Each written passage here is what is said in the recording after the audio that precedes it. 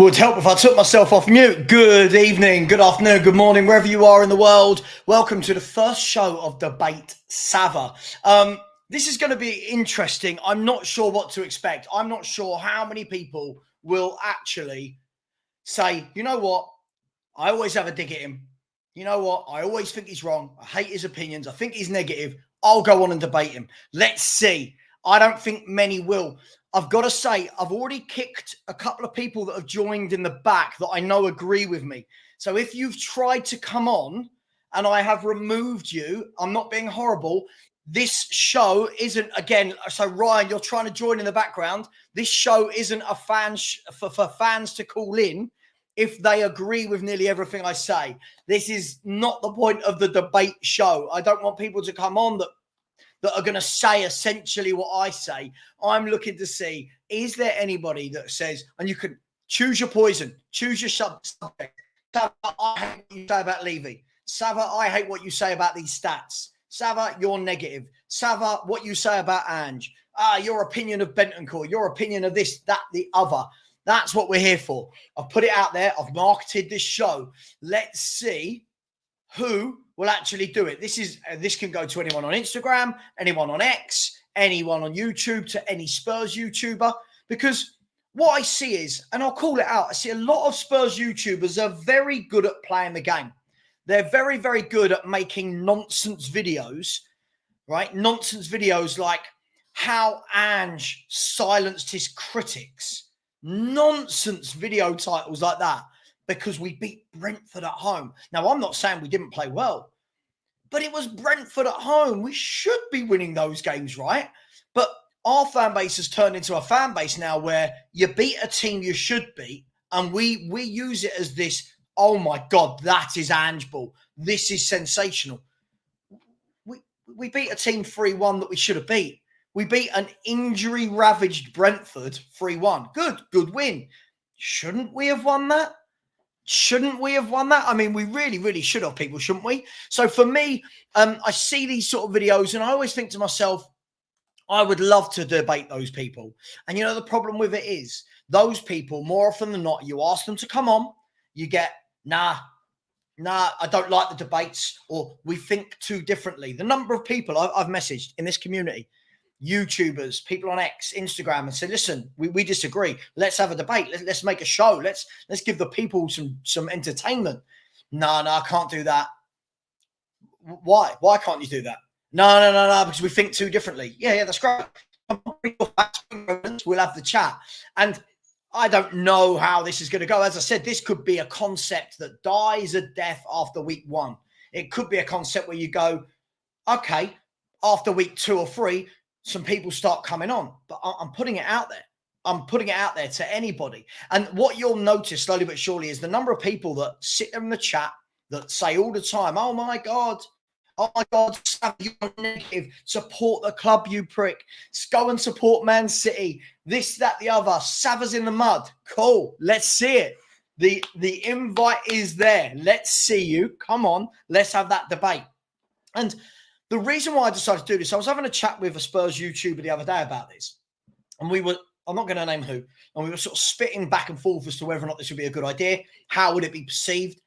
And some people said, it might be a bit aggressive. I said, okay, cool. But on the same token, just Spurs fans for the moment, please. Just Spurs fans. AJ, I'll get you back in later, but I can't have my first debate with an Arsenal fan when I think I'll probably agree with you. Look, my channel gets called it's Echo Chamber. Oh, it's an echo chamber. You never have anyone on with a different opinion. Do you know how much I try to get people on with different opinions? Do you know how many people I try to get on? So look, that's what the aim of the show is. I did set myself up earlier and I said to a few people, I don't reckon anyone will turn up. Right? I don't reckon any of these people, who are these people like this Jacko Cats on Instagram and these sorts of people? I would love to see it. Yeah. I would love to do it. And anyone saying I'm breaking up a lot? Am I breaking up? I'll go to some comments. But again, this is it, Flying Solo, isn't it? Yeah, this is it. There's lots of trolls. They want to come on. They want to chat, the big chat. Look at, where's that Billy Horrocks, for example? Yeah? Billy Horrocks. Everyone's saying my internet's bad. My internet is 100%. My signal is telling me 100%. So I do apologize. It might be YouTube. I don't know what's going on. But where's the likes of Billy Horrocks? Right? Where is that person? Yeah? They took a great game. And if you notice, where is Cam Tinley? All these people. And by the way, I've got nothing against these people. I just want them to come on and rather than just spit nonsense in the chat, say to me, Savva, I disagree with you because of X, Y, Z. Brilliant. Now we've got a chat. Now we've got a conversation. But most of the time, these people don't. So while we're waiting for that to happen, the link is in the chat, by the way. But as I said, please do not come on if you are somebody that agrees with me. Yeah, it defeats the point of the show. I don't want this to be an echo chamber. I want this to be who wants to debate. Yeah, and I don't mean in an angry way. But if you are going to debate as well, come on with some facts. Come on with something to talk about, right? Because my facts, my evidence is all up there, right? My facts, my evidence. I do my homework. I'm ready for it. Listen, some people say Savva has receipts. Do you know what it is? It's just funny, right? Listen, anyone will tell you who's a YouTuber. I'm just trying to see if there's any other YouTubers in the community. I mean, look, Kuva's in the chat, right? Yeah, this is the thing. When people are saying bring Kuva on, Kuva is always welcome on. But if I ask Kuva on for a show like this, what's the point? We agree on most things, right? There's no point me and Kuva having a massive debate about it because we agree on most things. The interesting thing for me is, as I said, Stell does this as well. Stell has a show on Wednesdays where he talks to Tottenham away and he puts it out there and he's sitting there going, right, where are you? Nowhere to be seen. The moment there's a panel show and we're not inviting people on, you're this, you're negative, you're that, you know, and look, I'll show you, shall I? I'll show you. Where are we? Like, as I said, it's these people. It's these people. Now, where's this dude? Where's Matt Stewart? Stop trying to be Lee Gunner. Come on. Tell me how I'm Lee Gunner. Tell me. Where are these people? Where's Archibald Pro, Hotspur Ash, England Mr. T, Dean Drury? Where's Matt Drayton, my fellows? Where are these people? I don't see them ever. Where's Justin Matusami, who's at the second Savva Stell go live? I'm abusing the hell out of them. Well, here I am. I'm live. Let's see it. Come on, abuse me, but abuse me to my face. We'll have the debate. Where are these people? Where are these people? Where are they? Where's this Sydney Moo? Cynical, negative, whining armchairman. Where's this guy? Where are they? Where's people that put things together like this? Where are they? So, again, like this, I'd love this person, come on. I haven't said sack the manager today, but come on. Talk to me about why sacking the manager will not solve everything. I haven't said it will, by the way, but let me know, right? Let's have a look. Where is everybody? Because no one ever wants to have the conversation. Look, yeah, we're at people who said to me, we're getting 81 points this year. Okay, cool. Now, here's something that I wanted to show you all. I always find it funny, right?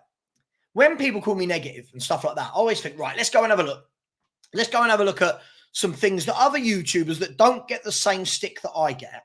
Let's see what they've said compared to what I've said. Now, bearing in mind that there's only 45 likes from 185 people, please smash that like button, people.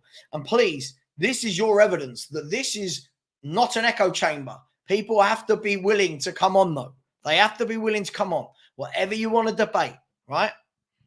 I'm just going to download this, right? Yeah, but George, this is the thing. Whenever I ask anybody, I'm not talking about did you know, but there's too many, right? It's always somebody's always got an issue. They're always watching, but they can never actually have that conversation, right? And listen, I'm one of very few channels that let people come on. I'm one of very few channels that will let people come on. I wanted to download this, right? And I wanted to show people this. Now, would you all agree, just a yes or no, would you all agree in the chat, right, that I'm always called negative? Would you agree on that? Right? Would you all agree that I'm called negative and that apparently I want Spurs to lose every game and I predict Spurs to lose every game? Would you agree that that is the perception? Is that the perception of me? Right? I know it is. I'm happy for you guys to admit that it is. Yeah, Robert. I mean, it's where are these people? They've had it all day, right? Now, let me show you something. Do you know what? For somebody who's in the mud, so when these people that say stupid things, like we saw that Lionel guy the other day who I'm in the mud, you're in the mud, you're in the mud. Every time Spurs score a goal, I'm in the mud. I don't get it. Like unlike that Lionel guy, I've been to cup finals and watched Spurs win, and I've celebrated. I've then had 48-hour sessions afterwards when I've missed work and stuff because I'm celebrating Spurs win trophies. But now it's, every time Spurs score a goal, you're in the mud, like I don't want them to. I'm getting accused of, you don't support Spurs because you don't celebrate enough. Celebrate enough. So now I'm in trouble by the way that I react. Like when Spurs score, I don't pick up my chair, fall off it. I see all these compilation shows and everyone's just going way too crazy for goals. Like, I get it, right? But it's absolutely madness. So the reason why I go through all of that with you is, look at this, right? So if any of you remember, and I'm quite active in my, thank you to the person that just subscribed. By the way, I will get some comments in a minute. I'm quite active in my community, right? And what I mean by that is the community on YouTube. And so I'll actually write things down and say, what do you think of this? What do you think of this? What do you think of that? And I actually put a post out, I think 3 days before the season starts. And I said, right, here's our first 6 games. What do you think? What's the results going to be? How many points will we get? Right? So now, bearing in mind, we're sitting on 7 points after 5 games. I'm going to show you what I actually said. And you'll be able to see here, then you'll be able to see there that was written 1 month ago. So under Football Heritage TV, you'll see it says 1 month ago. I can't edit that. That is in my chat. You can all go and have a look at my community now. Go back a month. You will see this post. There you go. It was the day before the season started. So here we go. So let's get your predictions for Spurs' first 6 games. Mine are below. 3 wins, 2 defeats, 1 draw. 10 points from 18. Now, why do I show this? I'm not saying I've got everything right at all. Thought we'd batter Leicester, right? All right. Said we beat Everton. I was wrong about Newcastle, right? And I said we'll lose to Man United. However, if we look now, if we look at that, for me to be correct, right? I got called negative after this, by the way. I got called negative by all the people that started going 5 wins and 1 draw, 4 wins and 2 draws, right? They all called me negative. For my prediction to be right, of 10 points after 6 games, Spurs have to beat Man United. So get this right. Imagine Spurs don't beat Man United. My 10-point prediction, Spurs haven't even hit that, and I'm called negative. Let that sink in. That's crazy, right? But no, it doesn't matter. Even there, everyone says, oh, you predict that we're going to lose every game. Right? But I would have been spot on if we beat Man United. And if we don't beat Man United, I'm even more positive than what's actually happened, right? Isn't that the way it works? Big up. Who we got in the chat? Listen, there's loads of people in here.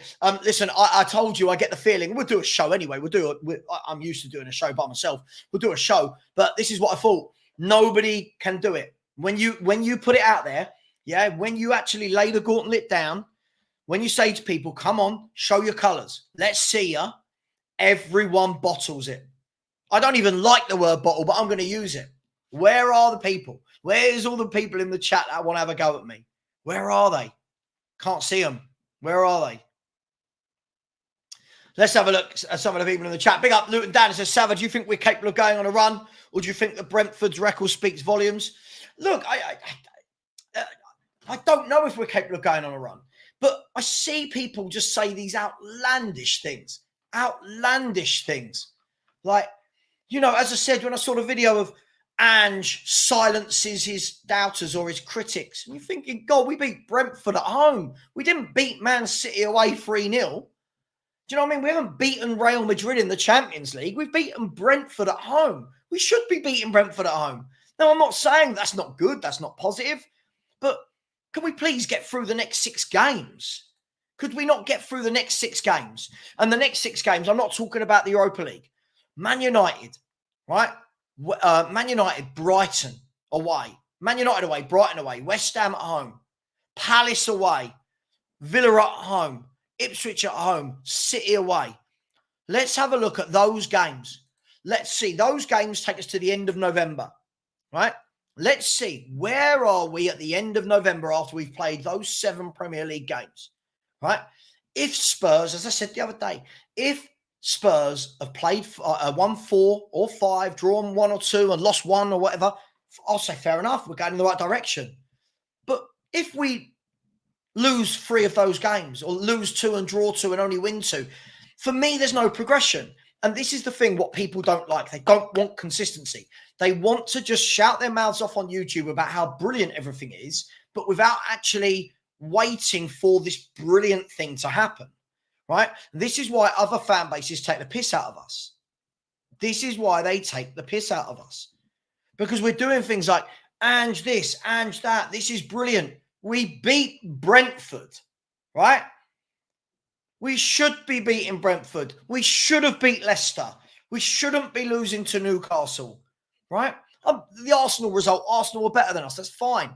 But we can't, what we can't constantly do, you know, we can't sit there and suddenly go, oh my God, forget all the bad form. We've beaten Brentford and silences his critics. 3 days before that game, Spurs put on one of the worst performances I've ever seen against Coventry, right? And yet 3 days later, it's an Ange masterclass at home.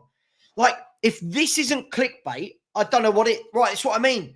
It is clickbait, an Ange masterclass. Why was it a masterclass?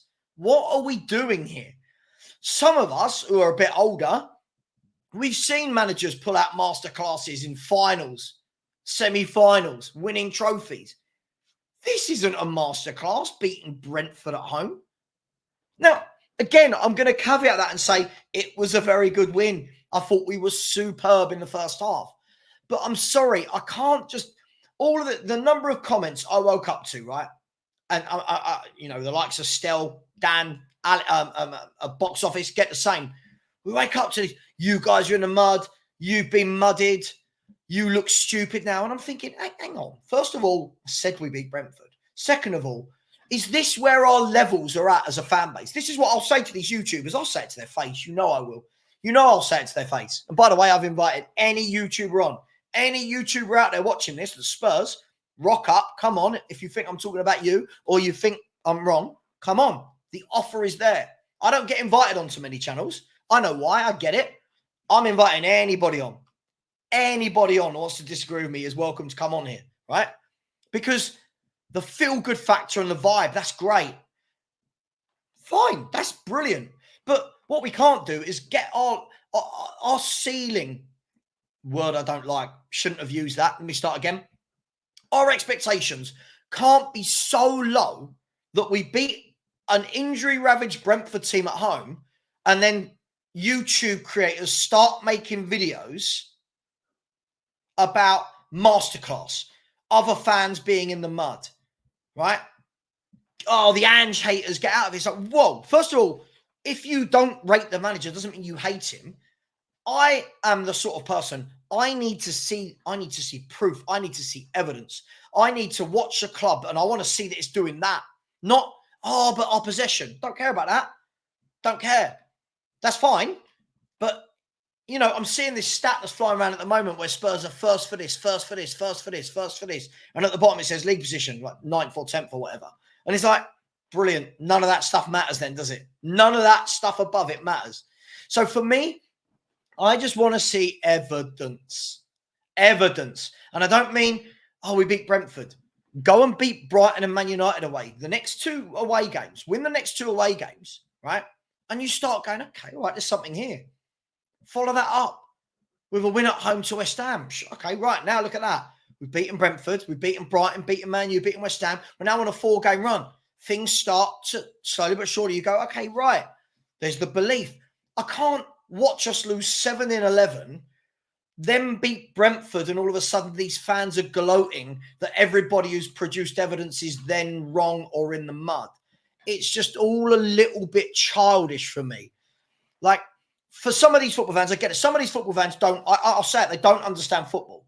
They're there for a good time. They're there for a laugh. They're there for positive vibes. For me, I didn't start my football channel so that everyone can sit around and be a mate and have a lot. I want to talk football.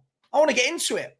And each to their own. If you're a football channel where you don't really care about looking into the detail and talking about, formations and tactics and this and that, and fine. But I am a channel that wants to do that. I am, as you can all see, I'm very passionate about my football, right? This is the thing for me. I want to talk proper football. I don't just want to go, oh, have a laugh. It's fun. All right, cool. We can have a laugh. We've had loads of laughs down the years on this channel. But you know what? That's fine.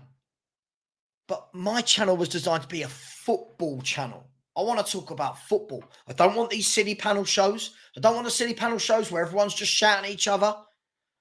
My club's better than yours. My dad's bigger than yours. My dad will beat your... I don't want all that. I want to talk football. I want to talk facts. I want to talk evidence. I want proper grown-ups that can come on. And again, I'll put the link in the chat. If anyone disagrees, there we go. There's the link. The link is in the chat and it's pinned, right? And pinned. So for me, I want to keep it football. Gaurav, but again, this is what makes you laugh. West Ham are in trouble, are they? So West Ham, who are 3 points behind Tottenham Hotspur, are in trouble, but everyone loves Ange and we're brilliant. And this is what it comes down to.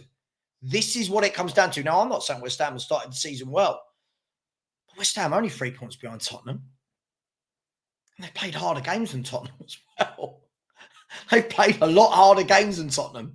West Ham have played Chelsea, Villa, Man City.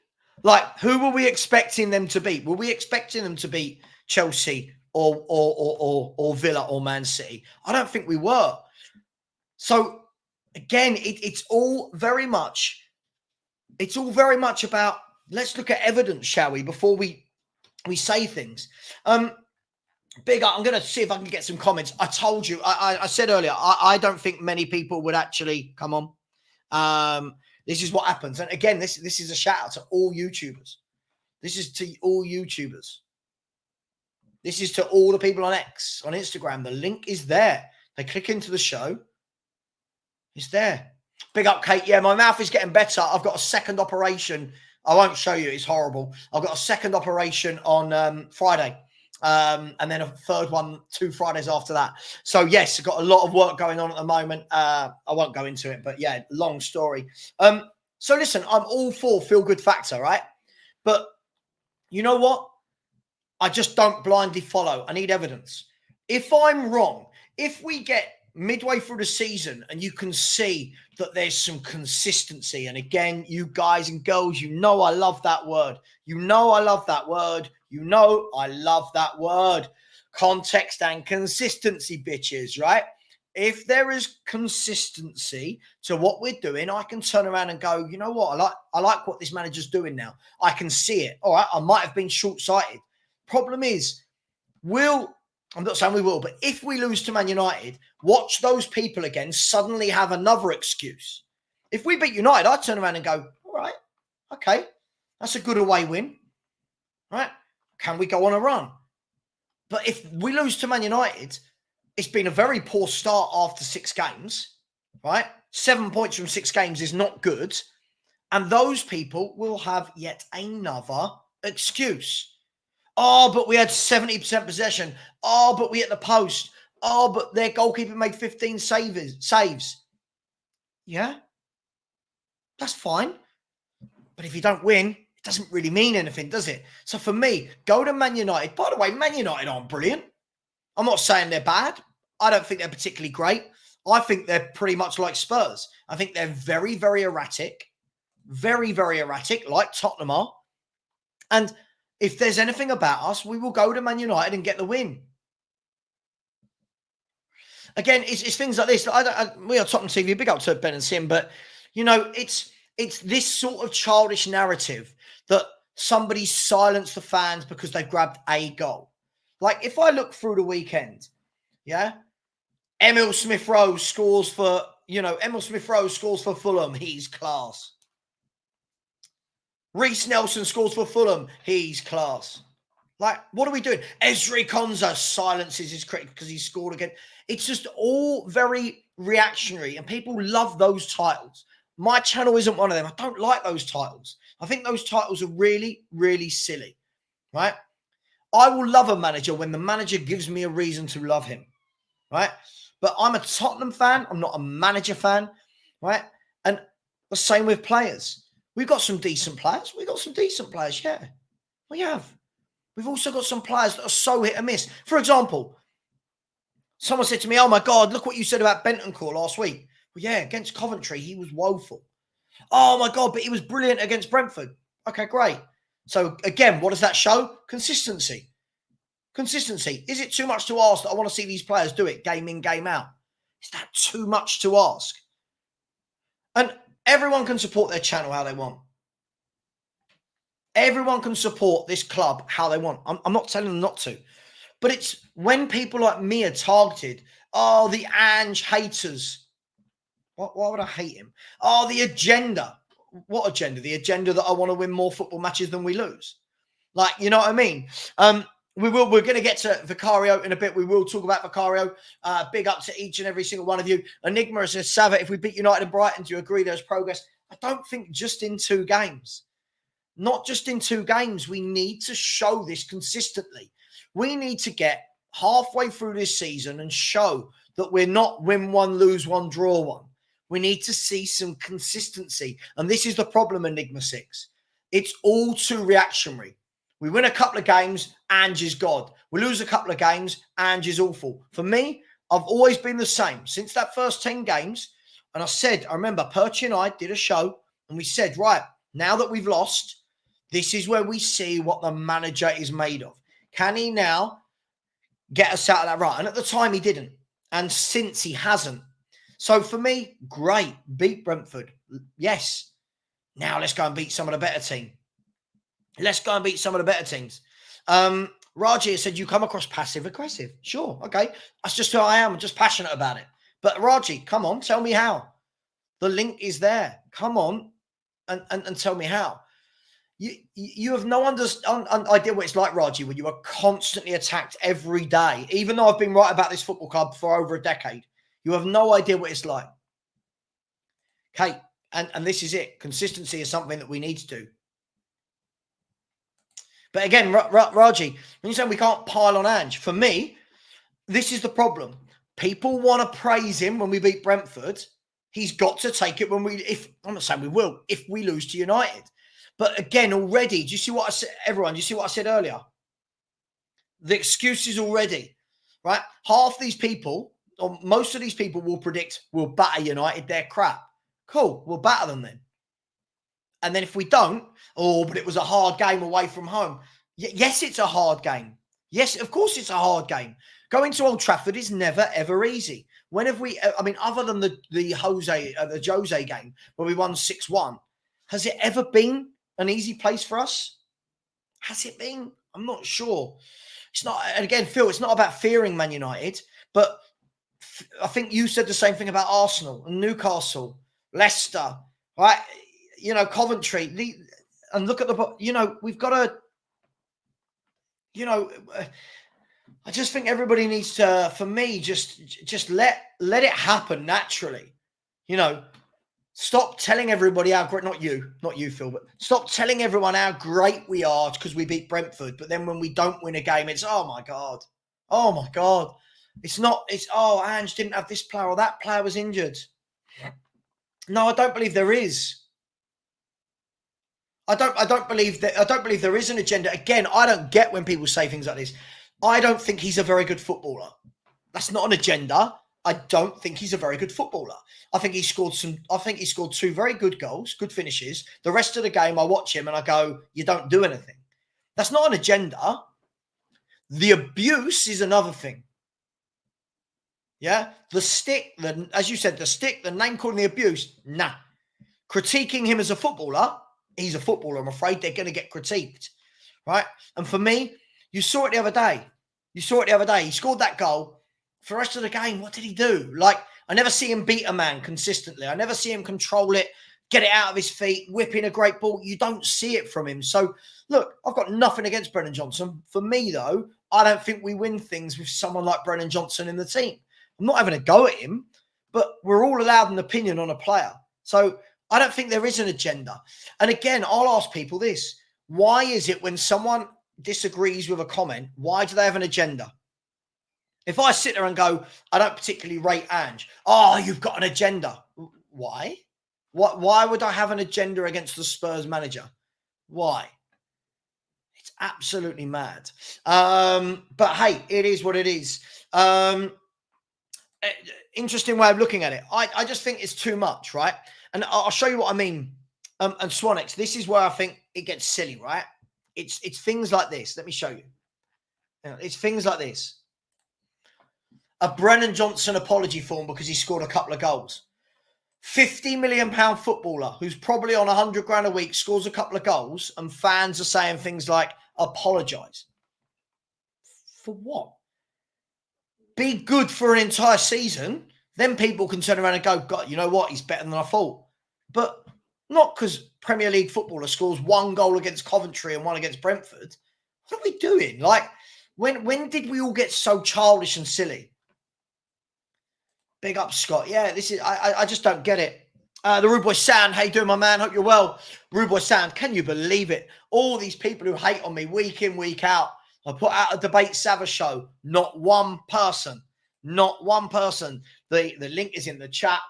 It's pinned. And I don't mean the people that agree with me. Not one person. I've not seen anybody abuse me in the chat. Where are they? Because they know they can't come on. Nige said the next 4 or 5 games will show where we are. Look, Nige, for me, I just think it needs consistency over a real long period of time. Last year, and I've stood by this since it happened, the first 10 games of last season, for me, gave everybody this over-heightened sense that this manager is way better than he is. Since then, he's not shown that. So for me, it can't be this. I keep doing it. It can't be this. You know, we win a game. He's amazing. We lose a game. He's shit. For me, I'm not convinced at the moment. Yeah, we played some very good football against Brentford. You know what? We should be beating an injury-ravaged Brentford. Yes, we should. But it is what it is. Swedish Chelsea fan said, Brennan Johnson is garbage. Spurs will keep getting laughed at if you keep hyping these players. How long before your best players leave to win trophies? Look, I think garbage is harsh. I just think he's a very mediocre football player. I agree. We overhype so many players. You watch whenever people talk about first 11s, like when people talk about, you watch, right? And I hate praising this lot, but you watch how Arsenal defended yesterday, how they defended against 11 man Brighton as well, how they defended against us. And then people go, Romero and Van der Ven or Udogie get in that team. It's just like, what? Look how bloody strong that defense is. But we can't handle it as fans. Oh, he gets in that team. He gets in that team. I just don't know what we watch a lot of the time. I really don't. Let's see Van der Ven and Romero. I like them both, by the way. Let's see them have a brilliant year. A whole year brilliant together. A whole year of not conceding goals all the time. A whole year of hardly any mistakes. Then we can turn around and go, what a partnership. But we turn around and say, what a partnership, whilst letting in loads of goals and making loads of mistakes at the back. So for me, I just think, again, calm down. And again, I always say this, and before I do that, actually, let me quickly read this out. Big up D&B Forever with a super sticker. I appreciate you. D&B Forever, can you tell people we've only had 2 subscribers in this show and only 114 likes. Come on, people, share some love. We haven't managed to get anybody to debate, but share that love. Look, I always say this, right? If you looked at a club, if we looked down the road at Chelsea and Chelsea were doing what Spurs are doing, with the bad form, 7 defeats in 12 games, we'd all be sitting there going, God, they're doing terribly. Their manager's terrible. When it's us, we want to find each and every way to disprove it. Riku in the back, if you're coming on, you need to put your camera on and you need to put your camera on and then I can let you on. But please have something that you want to debate. So Riku, please put your camera on. I'm too old and wise to allow people to come on without a camera. So you can hear me in the back. Yeah, you can private chat. Now you're in the back stream, but please put your camera on. Please do. Private chat said 1 minute. Okay, cool. 1 minute. And do you know what? This is the beauty. I don't even ask people up front what they want to debate me on. I'll just go off cuff, right? I'll just go off cuff. Olmo said, I do believe that your midfield is more settled than us. We don't know what our midfield is at the moment. Olmo, look, I mean, our midfield is different every game. I mean, when you're saying ours is more settled, one game it's Basuma and Bentancur, then it's Basuma and Sarr, then it's Kulu and Matt. I don't think we have got a settled midfield. I think I don't think you have. I've got a feeling that your midfield three, when everyone's settled in, is going to be Kobe Mainu, Ugarte. You are Man U, right? Let me know. I might be making that up. If it is Man U, or are you Liverpool? If it's Man U, I think your midfield's going to be Ugarte, Mainu, and then Bruno Fernandes. I disagree. I don't think he's garbage at all. I don't think he's garbage at all. Rajia said, we're only 10 months into Ange's reign. Surely there'll be inconsistency. We're not 10 months into his reign. He's been here since, June? We're way more than 10 months into his reign. Inconsistency, yes. Sure, inconsistency, yes. But the amount of defeats... Sure, James, absolutely. But the thing is, it's okay to celebrate it, right? But look at the levels our fans go to, James. Everyone's in the mud and just silenced his critics. It's just absolutely crazy. Riku, listen, I'll let you in, mate. You don't have to write and tell me to take you in. I will let you in a second. You calm down a second there, mate. So I'm going to get Riku in. Let's see. He wants to debate something. Let's see what it is. First of all, Riku, welcome. Is it Riku? I can't hear you. You're on mute. Yeah, it's Riku. Yeah. It's Riku. Okay, Riku. Well, look, first of all, thanks for coming on the show. You want to debate me on something, right? Yeah. Sure. Listen, the floor is yours. Go. So to start with, I have a couple of questions. Sure. I'm not here to tell you that, oh, Savva, you're negative. You don't have any positive inside of you. I'm not here to say all of that because I respect you and I agree with most of the things that you say. But I have couple of problems. Like when you say Brennan Johnson is a very mediocre player, he had third most assist in the league last season. Third most. Sure. I haven't seen a mediocre player score so many assists. When Son came to us in his very first season, he was not consistent at all. He was not good at all. But when you bring in players of that age, he's what, 22, 23, he needs time to develop.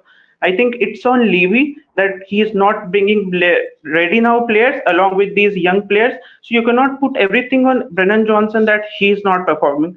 When you say that Brennan Johnson is mediocre, you are just questioning on his ability, which I think he hasn't shown or showcased full of his ability till now. After one season, I think if he gets 2 to 3 seasons, and then we are in a position to judge.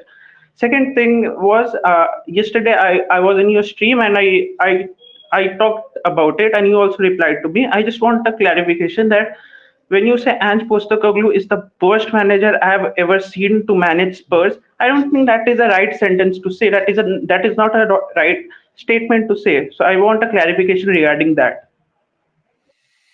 Okay, which one do you want me to start with? Do you want me to start with Ange or do you want me to start with Brennan Johnson? Ange. Look, am I maybe a bit overzealous when I say he's the worst manager I've ever seen? Maybe. But his stats are the worst we've seen as a club since 2008. That's not my stats. That's not me making things up. That's not, but that's your manipulation of stat. No. His stats, the number of games lost, the win ratio, the number of goals conceded is all really poor, right? So, as I keep saying to you, for me, if this manager wants to be talked about how he is talked about, which is everyone makes out that he's this free-flowing attacking manager, he's brilliant, he's great with the press, he's a great manager. I'm seeing YouTube channels do shows where they're ranking Spurs Premier League managers, and this guy goes into the great section. I don't get it because the facts don't support that. For me, he is too much of this. He is so much of this. I think he's really rude in the press. I think he's really, really rude in the press. He can't handle the press. You can see it in his press conferences. He looks stressed, right? He contradicts himself constantly, which frustrates me personally, and I know some other people. So for me, when I say ever, maybe not, but even the manager who I'm saying he was the worst since, one day Ramos won a trophy. Right? Do you know what I mean? So when I'm saying one day Ramos won a trophy, then one day Ramos had all of his best players sold in front of him, and then we started terribly and Harry Redknapp had to come in and rescue us. So, okay, I'll meet you halfway. Overzealous in saying worst ever, but the facts and the stats show that to date, he's not this brilliant manager that people think we are, that people think he is. He's very, very inconsistent. And I don't remember another manager showing this level of inconsistency with the players of the caliber that Ange Postecoglou has got, right? We praise Riku. We praise this back four. And this is where I find it funny, right? Fans want to praise the back four. Oh my God, he's got the best back four in the league. Oh my God, look at this partnership. They get into Arsenal's team. Bentancur's brilliant. Basuma's brilliant. Papa Sarr's generational. Brennan Johnson, he's really good. Son's a world-class player. Kulu's great. Cool. Why'd you lose so many games of football then? Why do we lose so many games of football? So one of two things is happening. Either fans are overpraising the manager or they're overpraising the players, or maybe the truth lives a little bit in the middle, right?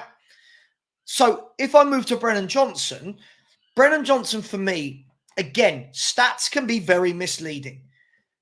Brennan Johnson plays in a team that against a lot of clubs, we will have the majority of the football. You agree? Like against Brentford, majority of the game, we're going to be camped in their half. We're going to attack way more than them. And I think Brennan Johnson, a lot of his assists have been pulling the ball back 5 yards. That's fine. That's great. For me, I watch footballers as footballers. So for a guy who's playing out wide, when he gets the ball, do I see anything in his footwork that makes me go, yeah, you're a really good player? I don't. Do I see any skill in his feet? No, I don't. Do I see him take a man on religiously? No, I don't. So I've always said, I don't rate him, but I do think he'll always chip in with some goals. I do, because we are always in the other team's box. But for me, again, Riku, he has got to show consistency. And for 50 million, when I look at the level of footballers we could have got instead of Brennan Johnson, I just don't look. Listen, again, the abuse is wrong. I've got to be clear, right? The abuse is shocking. No one should be abused. But as a footballer, I've just seen wingers at Tottenham before better than this guy that got a more raw deal. This guy gets praised and praised and praised. It's mad. And just quickly, if I can, Riku. So I've just seen a comment. So Kieran, the link's in the chat. You can be brave. Not brave, sorry. You can do what Riku's done and you can come on. But the difference is, Kieran, the stats for Brennan Johnson, again, is something I should have mentioned to you, Riku. If you look at Brennan Johnson's stats, where most of his goals and assists come from, it's always the bottom half teams. More often than not, I think Stell was putting out the other day, something like 88% or something ridiculous of his goals and assists are against that bottom half. That's great. But for me, when you're signing a player for 50 million, you've got to be doing it against the bigger clubs. You've got to, like against Arsenal, where was Brennan Johnson?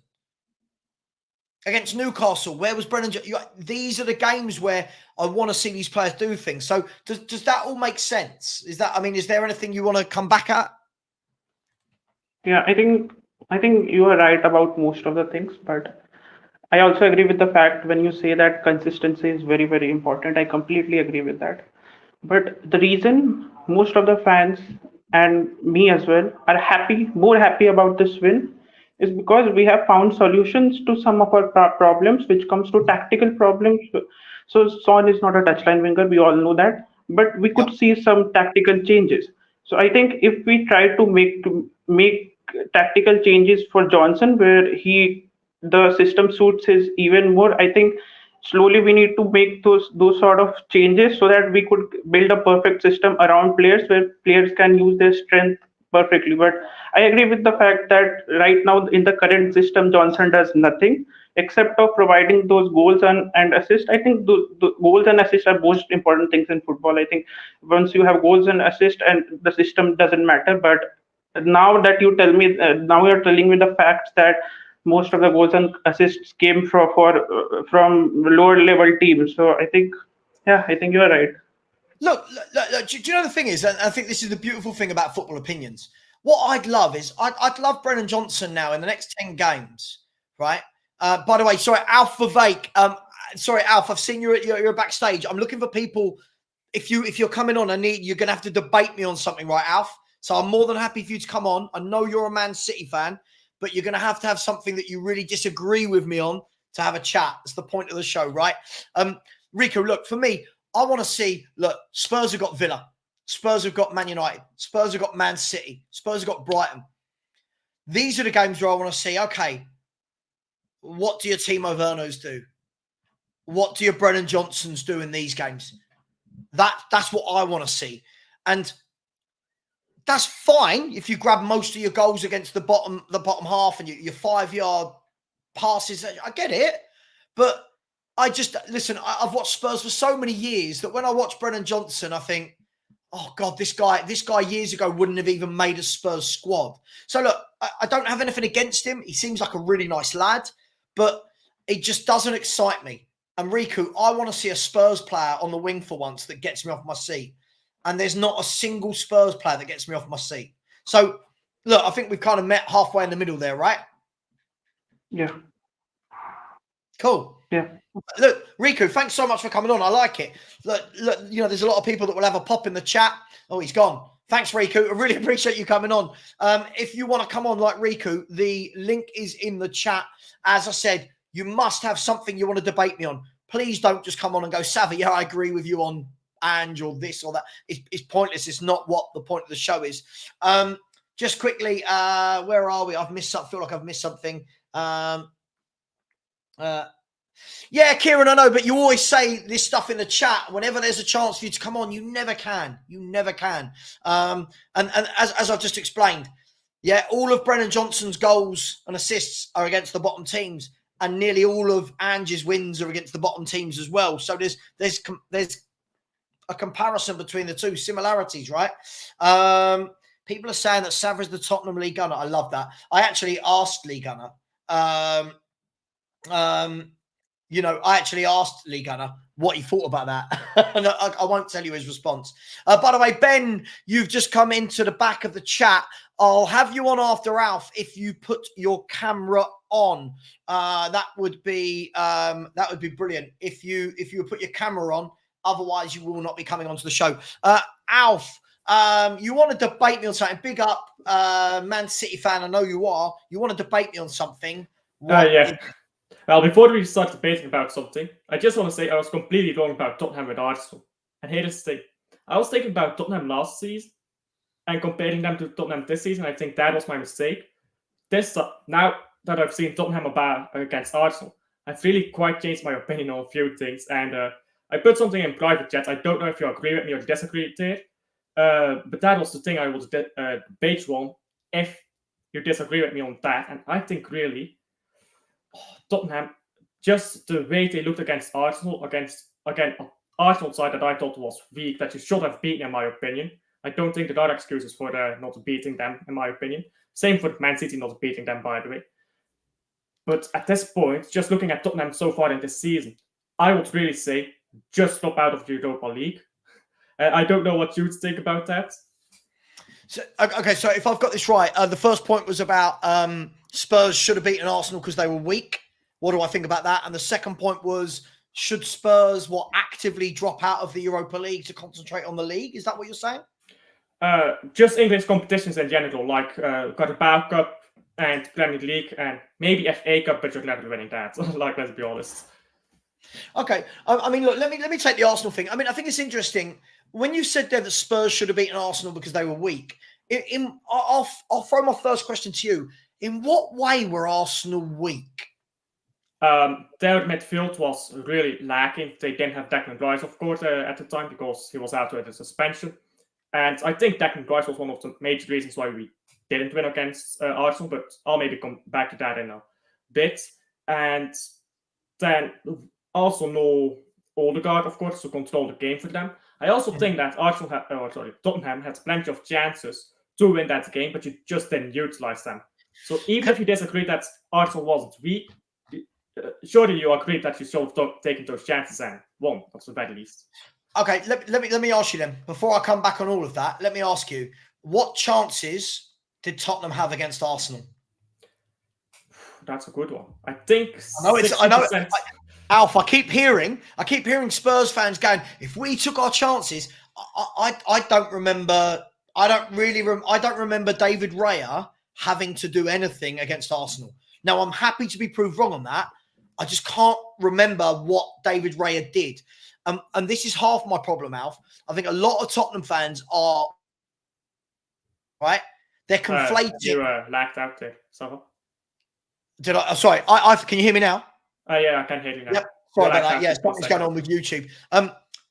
I think that a lot of fans are confusing having snapshots, 20-yard shots, for actually having clear-cut chances. So when I look back at when I look back at the Arsenal game, I can't remember David Raya doing anything. Now, do you know why I know I don't remember it, Alf?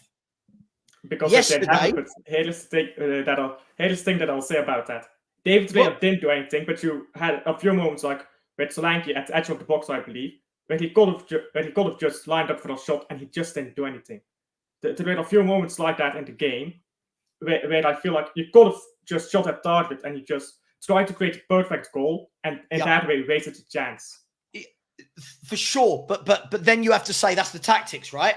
If we're constantly trying to score the perfect goal, at what stage do you go, well, hang on, they must be doing this in training, or the manager, they're not listening to him, one of the two things. What I would say is this. I watched the Arsenal versus Atalanta game, right? And I watched David Raya pull off save after save after save. And I'll be honest, I thought he was absolutely world-class, right? Yeah, he's one of the goalkeeper. Man City Arsenal yesterday. I watched David Raya pull off 2 or 3 top saves. Like this guy pulled off some saves. Yeah, I then go to Spurs. And he'll always do that, I think. I think in every game you have to really make David Raya make 3 or 4 saves before you can expect to get a goal. Unless it's like a penalty or a brilliant goal. I think you're always going to have to get a few shots at target against Arsenal before you actually can score against David Raya. I think he's one of those goalkeepers that you just have to reach a breaking point for until he can't get them out anymore. And on your point for maybe it's in training, well, maybe, but here's the thing. At some point, players have to take some initiative, and at some point, I question the confidence that some players have by just passing the ball instead of just crossing it in, shoot. Like, even if that is the tactics, surely at some point, Ance's the tactics of shoot at the goal. Because surely. Agreed. For me, I don't think we shoot enough. For me, I think there's... Look, I liken it to... I used to play Pro Evolution Soccer on the PlayStation decades ago. And I can't remember the exact buttons. Forgive me, I'm old now. But there was one thing you could do. You could always play your winger in, press the X button or the triangle or something, and it would always pull it back to the bloke who was free in the middle and tap in, right? That's what I think Spurs try to do more often than not. That's fine. But there are games where when teams put 10 men behind the ball, you've got to shoot. Now, Man City did it yesterday. Now, the shooting wasn't the best, right? The shooting wasn't the best. But sometimes if you can't break through, you've got to try shots. Now, for me, if I go back to your first point, which was Arsenal being weak, I don't think Arsenal are weak. I think what's happened with Arsenal is Arsenal got to the point now where they've strengthened considerably that now what people are doing is saying, oh, because Jorginho isn't as good as Rice, they're really weak. Jorginho's a very, very good footballer. Jorginho's a very... Why doesn't Sorry? start, should I say? Then why didn't he start? Because if he's so good, why did he not start? And here's against Man City, because they are missing Odegaard. Instead, they try to shoehorn Trossard into midfield. Thing is, Arteta doesn't actually trust Jorginho that much. And you actually play it.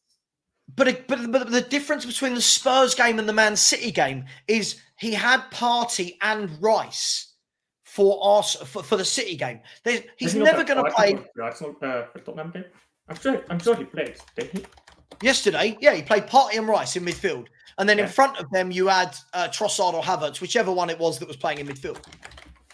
The difference is against both. They went like Spurs.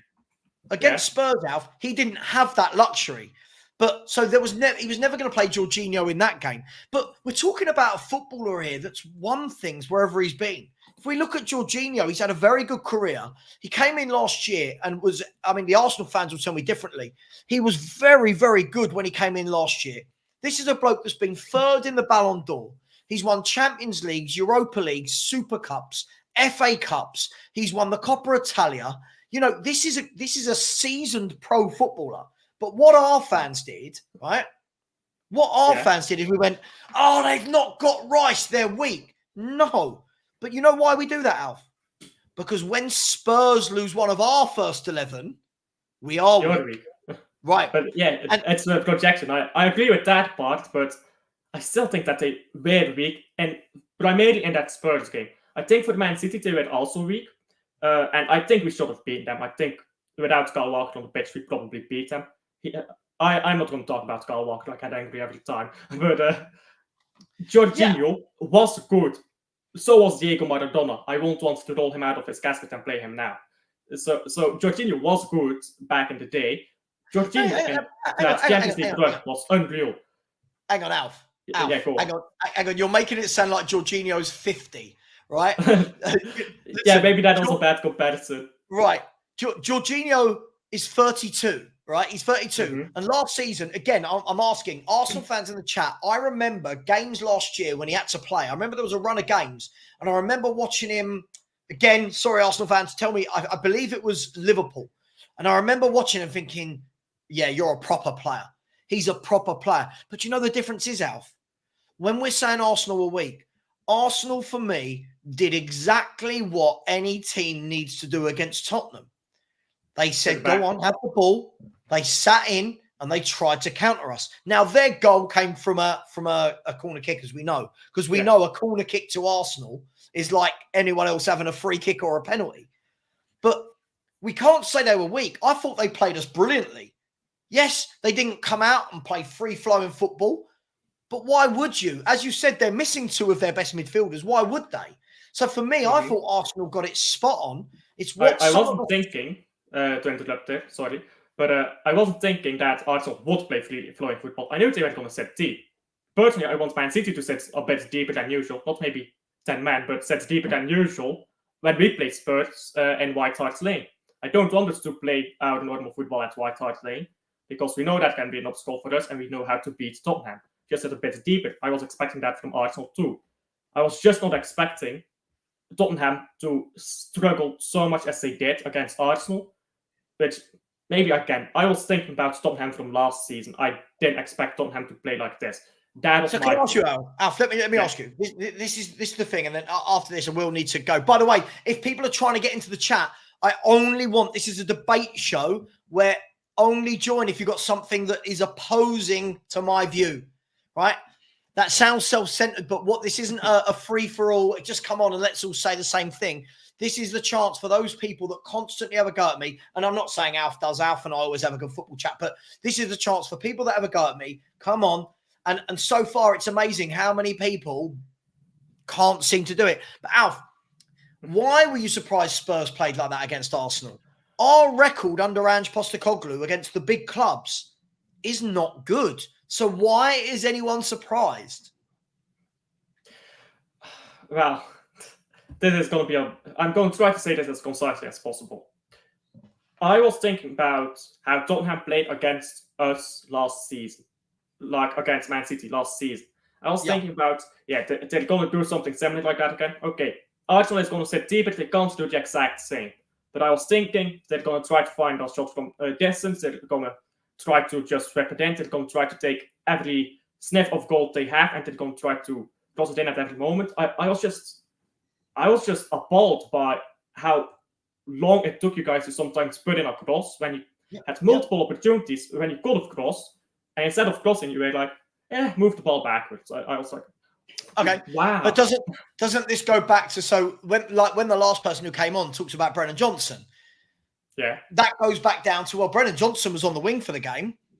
Mm-hmm. For me, the number of times it's not just Brennan Johnson. Loads of them. Sonny started doing it now. They get loads of space, and you're thinking, "Go on, beat your man, whip in a ball." Yeah, whip in a ball. Oh, I think 5 yards.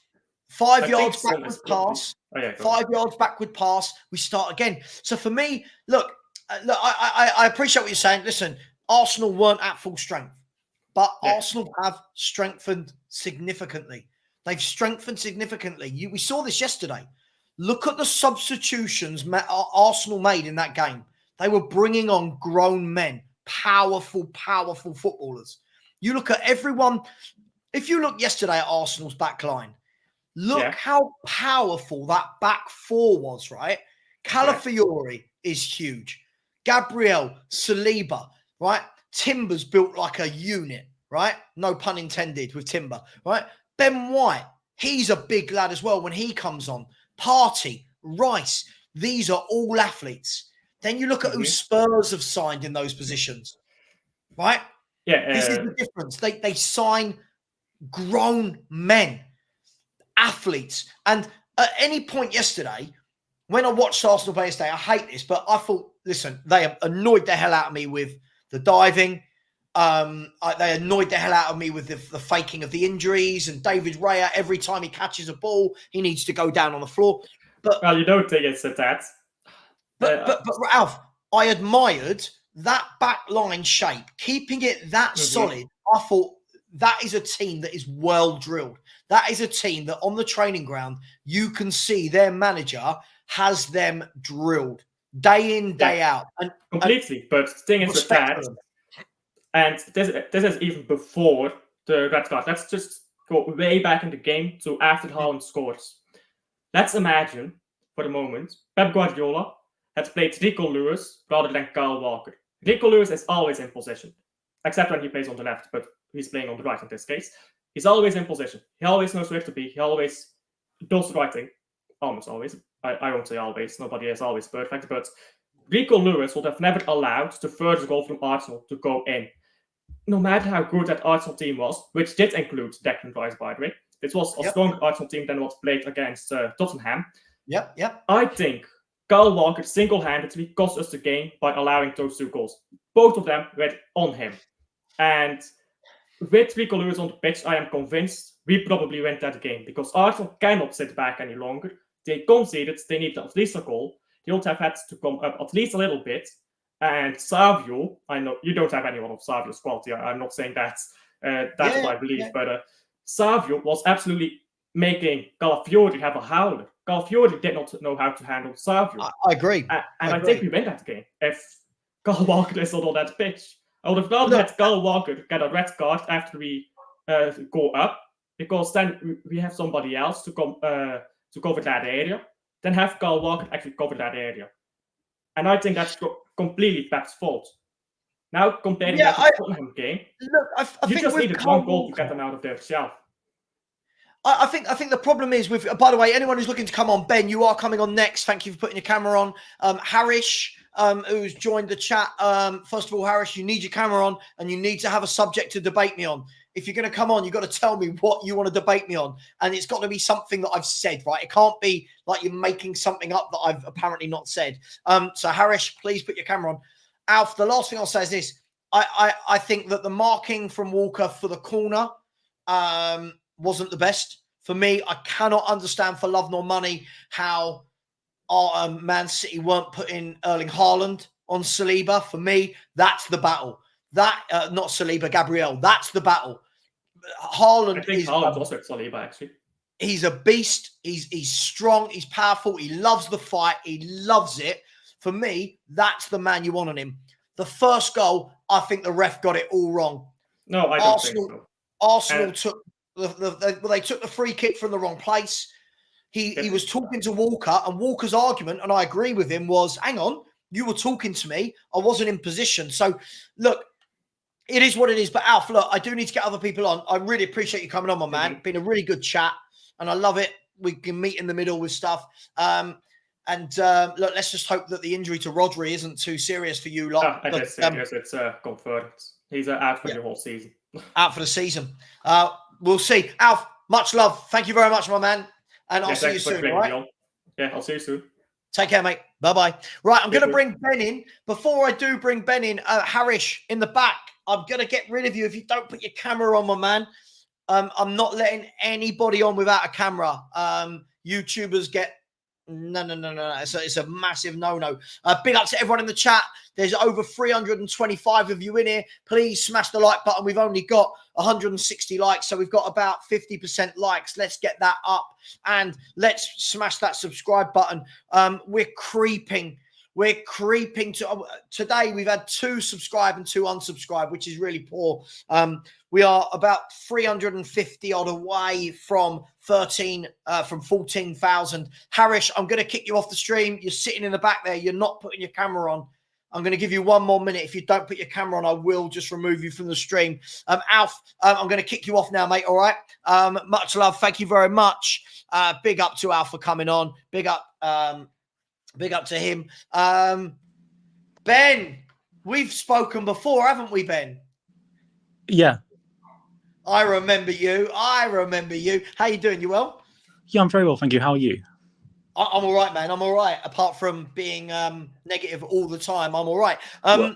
What is it that you wanted to debate? So What are we basically, my disagreement with you and a lot of fans recently is that a lot of basically the fans that right now are like Ange out and saying that basically this start to the season, which has been a poor start, is Ange's fault. What I always touch on is what Pep Guardiola said, is that my job is to bring you to the final third. Your job is to do the rest.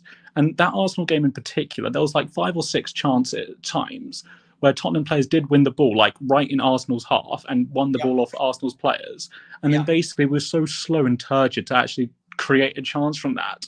So basically our XG and our overall shots looks bad in comparison. But I feel like a lot of that is on the players themselves, and everyone just put the entire blame on Ange after that Arsenal game, when I just saw time and time again players not taking their chances, not making the right pass, not making the right cross, and that was so frustrating to watch. A lot of people point out to the defence and his kamikaze tactics. So far this season, we've conceded 5 and 5. I know it's a very short season, but it's very, very clear that the issue so far is that basically lack of creativity, the lack of cutting edge. And there's only so much you can blame a manager for that. It was very, very frustrating to watch. But I think that people calling to sack Ange is absurd. And you made an Arteta comparison. Arteta in his halfway through his second season in Arsenal, he had them 15th. And lots of people are saying... What Arteta comparison did I make? I stay away from the Arteta comparisons. So with the previous caller, you were saying that, oh, look who have Arsenal signed, and look compared to how we signed. What you are forgetting is, so Arsenal under Arteta signed a significant amount of busts. The most notable one that I can think of off the top of my head, it would be Willian, who was an absolute disaster, and he was signed by Arteta, and he was given way too many chances at Arteta. Whereas with Ange, whilst he has signed some busts, it seems to be like, well, he signed them so he can go. And I feel like Solanke, for example, people were judging him way too hard after 4 games. Again, he was actually pressing well. He's winning the ball well. It's just that he had no one to create the chances for him. Okay, I mean, look, there's 3 things there. So if I've got this right, just to paraphrase, so we're talking first of all about Ange out. A lot, and it's harsh after only 5 games. By the way, I haven't said Ange out today, by the way. For me, I'll go into that in a second. We're talking about it not being his fault.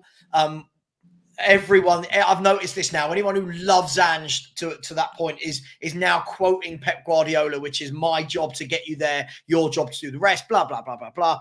And then the next one is about the comparisons with Arteta. Now, let me go in reverse order. First of all, I don't compare Tottenham with Arteta, Ange with Arteta. I'm very frustrated that all anybody does to defend Ange is go, but in Arteta's first season, he finished 8th. In his second season, it doesn't mean anything. Different squads, different opponents, different time. It doesn't really have any correlation. So I hate that narrative that, well, Arteta did it. Well, Arteta, to be fair, hasn't done, he won the FA Cup, hasn't done anything since. They haven't won anything, right? So the Arteta comparisons for me are very, very frustrating. Very frustrating. No one said, by the way, when I'm talking about Arteta's signings, I've never said that Arteta didn't make bad signings. But what I'm saying is Arteta, most of his signings, he's signing men. He's signing experienced players or men. I look at what we're signing. Ange wants loads of kids. And even if we're not buying kids, we're buying people like Brennan Johnson who are a bit lightweight, right? We're buying people like Valise. It's like, we're buying people like Solomon. We bought Odegaard. It's like they're buying to get better. We're buying for a project that people want to talk about. So for me, if I go to your point here about, I strongly disagree. This whole thing that, everyone's blaming Ange because he gets the players there and the players aren't what he asks. Well, straight away, I'm asking, why are the players not able to do what he wants them?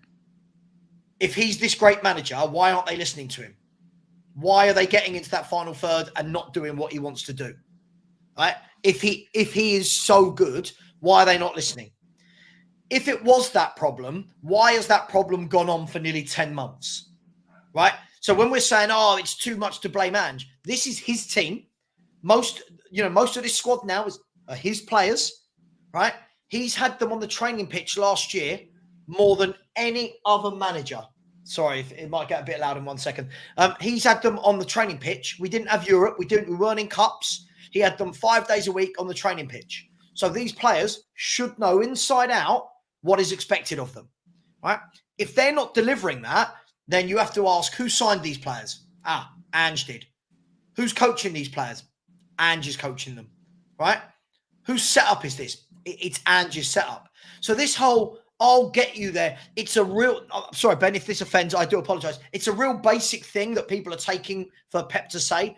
Pep Guardiola can say flippant things like that because his teams are brilliant. Pep Guardiola turns around and says things like, I'm not that great a manager, I just have good players. Of course, he can turn around and say things like that because his teams are brilliant and he is the best manager in world football. Ange, we can say the excuses for Ange to have that, right? But at the end of the day, if it's happening more and more and more, game after game, that's on the manager. He chooses to play those players. He chose to sign those players, Ben, didn't he? He spent over £200 million on forward players alone. And yet we go, yeah, but when they get to the box, they can't do what he wants. Well, hang on.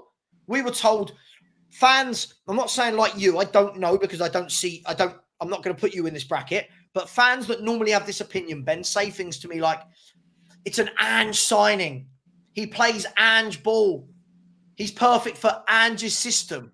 But then when we don't score, it's, but Ange can't do anything because the players aren't doing what he wants. Well, hang on. He signed them. He set them up. So why are they not doing what he asked? Is it because they're not good enough? Is it because he overrates them? Is it that they don't get the style of play? Oh, so can I touch on a couple of things you said there? Yeah. So first of all, I think if we look at the Arsenal and Newcastle game specifically, and if we compare and contrast to last season, you say always had them from 10 months, and you would expect to see some improvement, which we undoubtedly did because those two games last season, we got absolutely creamed. We were just conceding chance after chance after chance after chance, but we deserved to lose about 6-0 both of those times. Whereas this season, I went away from both games thinking, God, we should have won that. God, we could have won that. If this chance, with this chance. So even from that to that, it does show some improvement, even though we did lose them both, sadly. Now, in terms of those players after 5 games, well, okay, so there's other explanations of why they can't finish their dinner or can't create chances other than they're just not listening to him. One explanation could just simply be bad form. It could be early season jitters. It could be getting into basically a new system. And I think the expectations of the Ange fans would be that they would eventually improve and be able to grow and finish that. And basically, from what I've seen in the 5 games, again, the improvement from last season is that we are not getting creamed like we were doing at the back end of last season, which is why I'm actually much more encouraged. And your Arteta point, that, Arteta's the exception. Well, yes, I agree. We can't always just use that argument all the time. Well, this manager did it previously, because let's be honest, there would be more examples of managers that started badly that also continued to being bad and ended up getting sacked. So that argument as a standalone doesn't work. But what does work with Ange, though, is that basically you have to look at his past track record, his previous track record, as when it's all said and done. That is why we signed him as our manager. And when it's all said and done, his form is consistent as to where it would be with other teams, which is, again, and I've always emphasized this point, is that if you look at Ange as a manager, you cannot judge him until the second season is finished. Not after 5 games of the second season. His second season is finished. And so fans saying, Ange out, well, okay, and those same fans, I'm not including you in this, probably called for the last 8 managers to be sacked. So really, I feel like, they're not really an authority on this, because they've got their way every single time, and this club still hasn't won a trophy in like 15 years. Sure. Okay, so let me come back on those points. First and foremost, I find it very funny that when fans are defending this, they only seem to talk about the start to this season, when I'm going with 10 months of evidence. Right? It's like, just forget the back end of last season. Forget the second half of last season. Let's just go with the 5 games this season, right? For me, it's not that we've just not been in form scoring goals, but we score some goals. We score goals. That's not the excuse. The problem is, look at the caliber of teams we've played at the beginning of this season. Shouldn't we have more points? The caliber of teams we've played.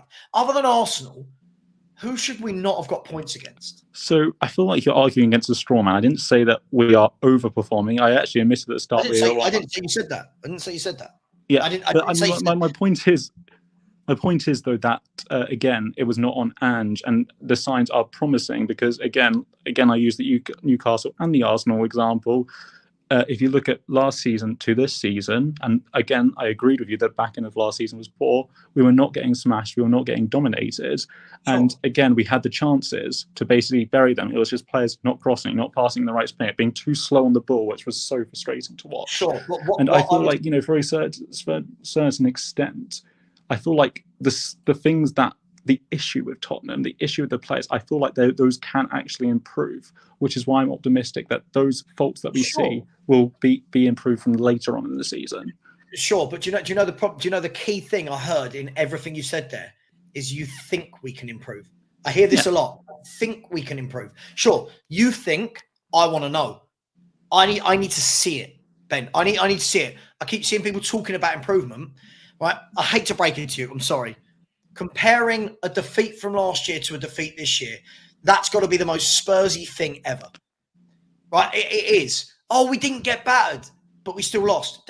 We lost. We lost the game. Whether we lost 4-0, 1-0, we lost. Right? At the end of the day, those 2 games that people are using to compare that we're better, we lost. Again, when you're saying that, we're not getting creamed, Leicester were never going to cream us, were they? Of course, Leicester are never going to cream us. Brentford are never going to cream us. Everton are never going to cream us. Yeah, Newcastle are not playing great. And Arsenal could have creamed us, but for me, adopted the complete right tactic. So when we're saying, no one's creaming us, well, yeah, we had 3 very easy games. 3 of those 5 have been very, very easy games on paper. Brentford, Everton, and Leicester. 2 of those are going to be in a relegation battle, right? So, again, as I said, when I talk about consistency, and by the way, I'm not sitting here, I don't particularly rate Ange, but I'm not on every show, Ben, going Ange out, Ange out, Ange out. Oh wait, hang on. Can I ask a question? So I think you are Ange out, though. That's your official position, or as it stands, I'm Ange out over his entire form. I think his form is crap. Okay, so can I ask a question? If you could press a button right now, and if you press that button, Ange would be sacked, would you press it?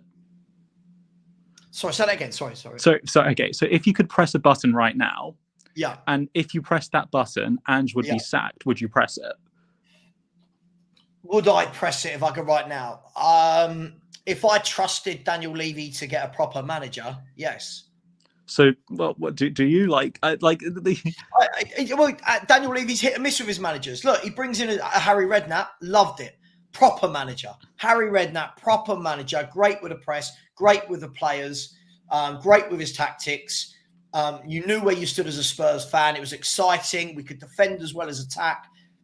If we're going to get in a Harry Redknapp type, I'm all over it, right? For me, as I've said, I don't know how many months in a row I have to say this. I need to see consistency, right? And this manager is so inconsistent, and that's not an opinion. The facts are there. He is so wildly inconsistent in his scores and his performances. The only thing that's consistent is that he can't beat the better teams. That's the only thing that's consistent, is he cannot beat the better teams. So what do you mean by better teams? Like, what? I mean, this is really, really simple. You're going to try and, I can see this straight away. You're going to try and twist yourself up here, try and twist me up in what do I mean by this? The better teams, the top 10. This guy doesn't beat those teams. Since December, he's beaten 2 top 10 teams. That's rubbish. Whether you want to agree or not, that is awful, awful form. Yeah, but again, so what you're forgetting about Angela, I always keep is that it does improve after a while. So yeah, I mean, is it what? So based on what? like last season though, he beat Newcastle, Arsenal. He beat Newcastle, Liverpool, Aston Villa, Man United.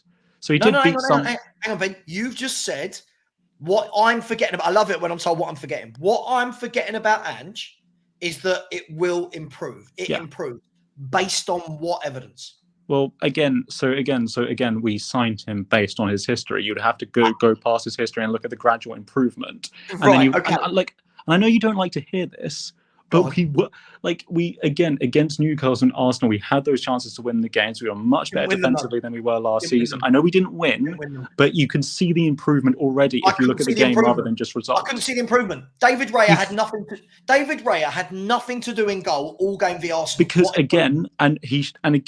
he should have if the players were making the right pass. There was time and time again where players were not making the right pass. But and Ben, again, that's not on Ange. That is more incompetence from the players. So Ben, what is on Ange? I love this. Nothing seems to be on Ange, right? First of all, let's look at your point there. Spurs signed.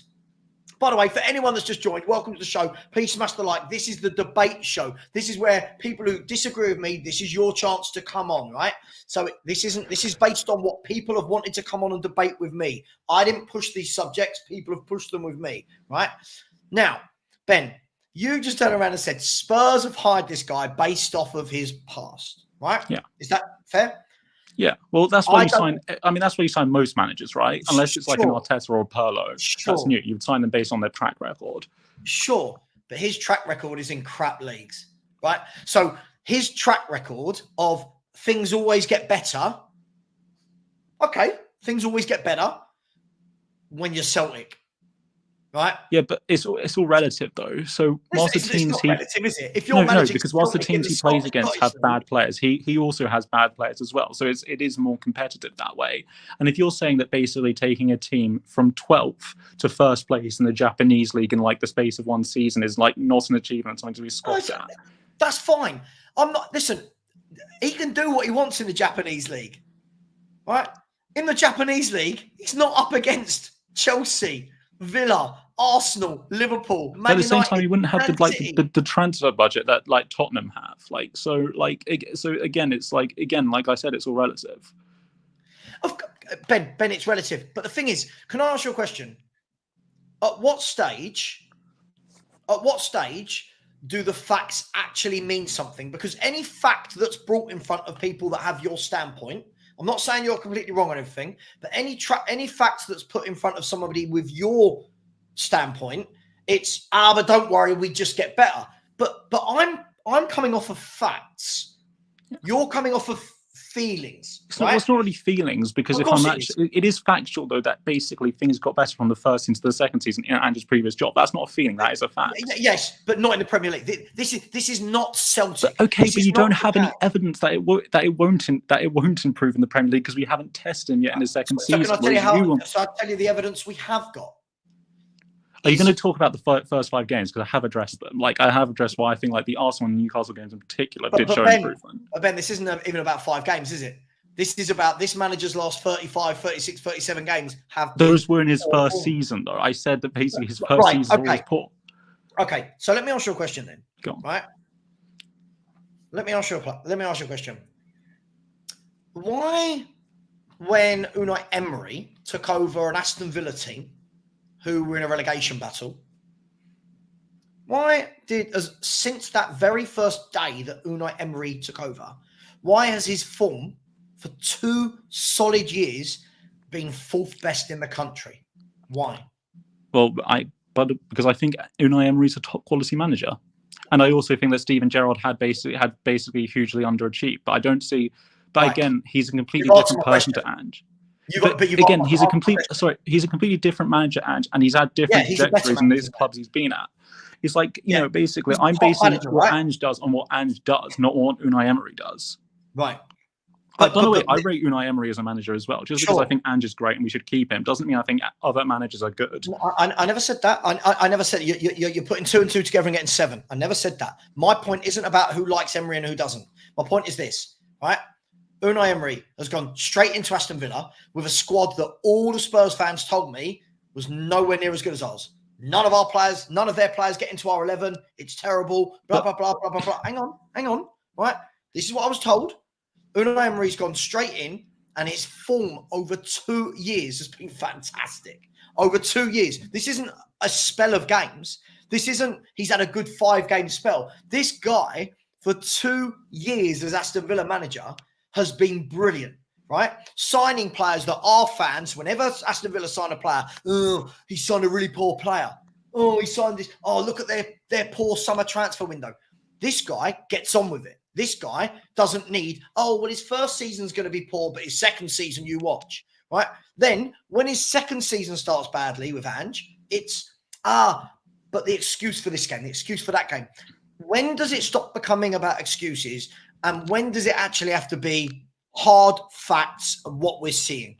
So to answer your last question, again, it's very, very hard to I don't really have a crystal ball though. There is always a cutting point with managers where I feel like after enough evidence, I feel like this manager cannot win us anything. And that could be at any time. So for example, with Nuno, when we appointed him, I wanted him sacked before he even managed a game because I knew he was never going to win anything. With Ange, from what I've seen, I still have confidence or still have at least belief there's at least a possibility that he can win something. Unai Emery again, you will say, he does well in his first season, but Ange doesn't. Well, Ange has won multiple league titles and Unai Emery has not. Yes, because Unai Emery doesn't manage in Mickey Mouse leagues. Well, Unai Emery basically, with PSG, basically lost a league title in his first season despite having an ample budget, for example. So, sorry, are we okay, Ben? Are we really going to do this now? We're really going to go to this stage where we're going to compare what Ange has done in football compared to what Unai Emery has done in football. Is that the route you want to go down, Ben? If it is, I'm here all day. But is that the route you want to go down? Well, I mean, I don't see how really that would be at all, disadvantageous to me, because considering Ange has won the highest prize wherever he's been. You don't see how it would be. So you want to go down that route. If you don't think it will be disadvantageous, you want to go down that route. Should we do it? Why not? You want to go down this route? Okay, cool. Let's have a look at this, right, shall we? Let's have a look at this. This is how crazy Spurs fans have become. If you want to know, this is how crazy Spurs fans have become.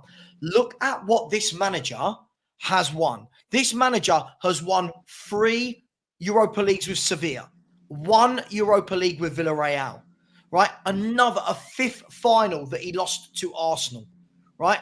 He's won Ligue 1. He's won the Copa de France, right?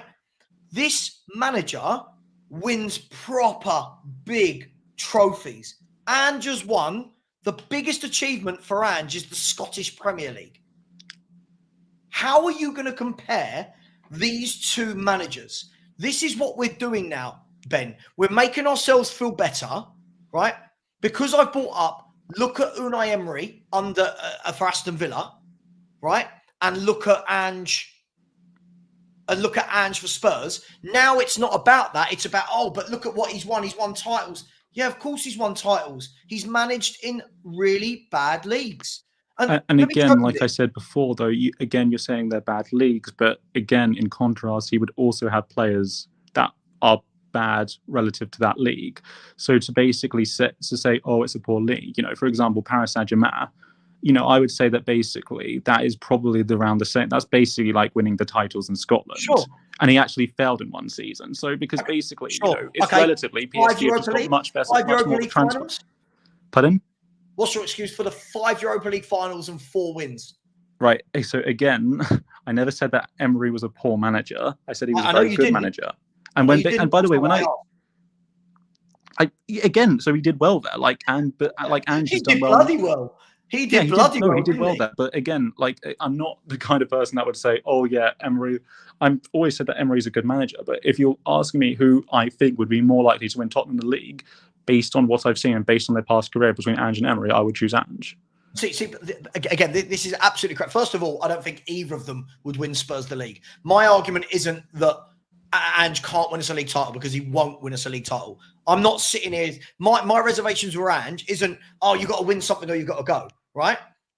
At the end of the day, and sorry, look, can we not do this? Can we not do this nonsense? Adekunle, the link is in the chat. Come on. Don't, please. That's where Sir Alex Ferguson started from. Alex Ferguson's got nothing to do with this. Neither has the 1980s in Scotland. Let's please keep this real, right? Look at that bit at the bottom. Can you see that on my screen? Aston Villa, right? Yeah. Aston Villa, 55% win rate in 2 years. That's phenomenal for Aston Villa. Okay. That's brilliant, considering most of our fans, if you said who gets in an 11, none of them would pick Aston Villa players. But again, though, see, if you're going to compare player v player 11, you should cite someone more reliable than a biased football fan. In fact, if you would cite the average fan, I feel like the squads would be much more mixed. And, you say relegation battle, Emery came from, let's be honest, that squad should have never been near the relegation fight. It was only there because Gerrard was such an incompetent, useless manager. Should they have been top 4? Should they have been top 4? Well, well, they didn't. I mean, I don't know.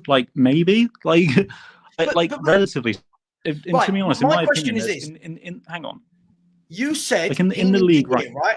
Ange for some reason needs a year.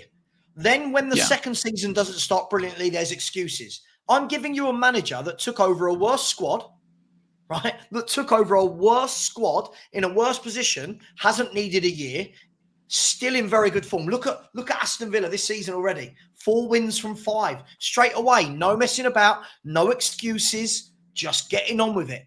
Our fans, excuse. When do the excuses stop, and when does it actually become material? Okay, so again, Emery, by the way, this whole Emery comparison. Emery, look how well he did in the first year. It's kind of meant to be gotcha. But when you say that the majority of managers don't really have a very good first year, and it would actually take them to build on. I could probably on the top of my head mention a clever example that had that first year was considered bad and they ended up improving. For example, the most notable one, Arteta, and everyone, and basically that same argument could have easily been used for Arteta as well.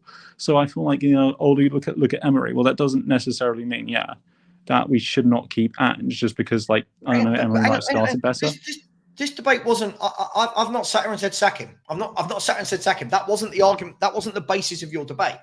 So let's not make everyone in the chat think that this is me going sack.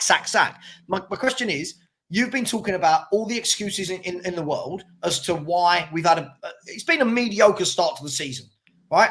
For me, I said we should get 10 points after 5 games, after 6 games. We could do if we beat Man United. If we don't, it's been a poor start to the season.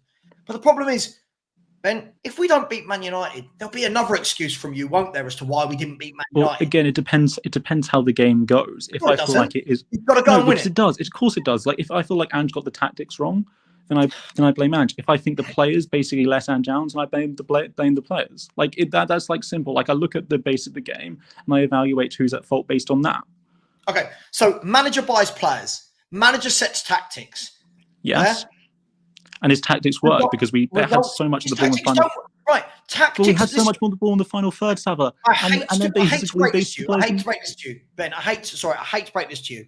When all is said and done, right? When all is said and done, the results are king, right? Results are king. That's again, you're working off a small sample size after 5 games. No, Ben, I'm working off a sample size of 10 months. Right? And again, Spurs have picked up from where they left off last season. Beating the poor teams, can't beat the better teams. Nothing's changed. But and but what you're failing to is basically contrast the Arsenal and Newcastle games from previous season to last season. To say that basically those games are the same. Oh, we just lost. But even though basically, unlike last season, we had the chances to win, we defended well to win, and the players just let Ange down. Let me ask you a question. What was the Arsenal score last season? At White Hart Lane. Oh well, okay. So I thought you were talking about the back end. So I was comparing. I was comparing like the 3-2 to last season to 3-2. What was the score this season? Well, it was 1-0 to them. But if you honestly can't tell the difference between both of those games, but Ben, you see what you're doing. This is what I love, because the fact doesn't support you, because the evidence doesn't support you. Have you noticed you are brilliant at but? It doesn't, but. At the end of the day, Spurs last season lost to Arsenal 3-2, right? We had a lot of the game in that game as well. We lost by one goal. No, not as much as we had.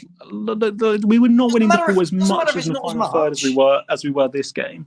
Again, and as well, we weren't getting carved apart like we were basically last game as well, like last season as well. What I've got to say we weren't getting carved apart because Martin Odegaard didn't play. Okay, well, I mean, they still had 11 players on the pitch at the end of the day. Sure. At the end of the day, players. At the end of the day, it is football, right? Players do get injured. I don't think you can really hold that against Ange. You like a but, so let me put a but in there. There was no chance Arsenal were gonna carve us apart because they set up not to carve us apart. They set up to contain us. Yeah. So, and we again in the first half we won the ball 6 times. I counted 6 times in their final third, and then time and time again the players took too many touches on the ball, messed the pass up, So that's nothing to do with Ange. So it's nothing. Well, I mean, Ange hasn't got a FIFA controller where he can control the players. Like the players do have to take responsibility. He's the manager. He tells the manager. The problem is, Ben, and this is what I love. I love this. This is you're a true politician. I love it because. Oh, thank you. No, it's not a compliment, right? The problem is, it doesn't matter what facts and evidence are thrown in front of you. There's always an excuse. Like already, you've set the excuse. I've said if we lose to Man U, I haven't said we will, by the way. Hypothetically, if we lose to Man U, but it depends how. No, it doesn't. The results are king. Right. Okay. So hang on. So can I ask a question? Let's say hang on. Results are king for any manager, right? Yeah. West Ham fans aren't sitting there right now going, but we didn't. West Ham fans are going, the results are not going well. We don't like the manager, right? Roma. I watched a lot of the Roma games at the beginning of this season. Roma were dominant in most of them, lost nearly all of them, right? What did Roma as a football club do? See you later. You've not won in 5 games, see you later. What do Spurs fans do? But. I've never seen a manager defended as much as Ange for when he doesn't win games. If this was Sherwood, right? If this was AVB, if this was One Day Ramos, if this was Jose, Conte, fans would be losing their mind. Why is it different with this guy? Why? Because again, fans and people should not just, if you're looking for improvement, should not look solely at results, and they should look at performances, because that would evaluate whether things could get better. Sherwood, we looked absolutely terrible in every single game, even the games we won. Same as Andre Villas-Boas, same as Jose. So say that, you know... just said to me, results aren't a barometer of how things are well, going. No, again, results are evidential. It could be evidence as well, but basically just focusing solely on results and not on performances is also a flawed metric. You seem, on the other hand, to go... I mean, you know, your analysis seems to be like, you know, you might as well just like look at the scoreline at the end of the game rather than watch the game. But like, Ben, you said to me, all... did we play well against Arsenal? Did we play against well? On a scale of 1 to 10, I'd probably give it like a 6 or a 7. Right. Okay. You've just summed up my point. Right. You've just summed up my point. But what do you mean by played well? Hang on. So what do you mean by played well? Like, what do you mean? Caveat and everything. Did we play well against Arsenal? Were we really good against Arsenal? So if I was going to... Okay, so I'll break this down. If in terms of like how Ange, I feel like, set up the team to play well, I'd give it an 8 out of 10. In terms of 3 or 4 out of 10. So in a game where their goalkeeper has nothing to do all game, we're going to say we deserved that win. We were the better team. Is that what we're saying? I never said we deserved that win. I said question. I didn't say you said it. I'm asking a question. I'm asking a question. Well, do I think we deserved the win? Did we deserve to win that game? Well, we lost, so no. Your chances, you don't deserve to win. Not my point. My point is not on Ange all the time. And can I ask a question to you? Hang on, but you're saying it's not on Ange all the time, Ben. You're not. And they get You're not letting Ange. And Ben, you're saying it's not on Ange all the time. If I say 10 months, it's his first season. If I say games this season, it's only 5 games. When is it Ange's fault? Why is this manager the only manager in world football that apparently it's never his fault?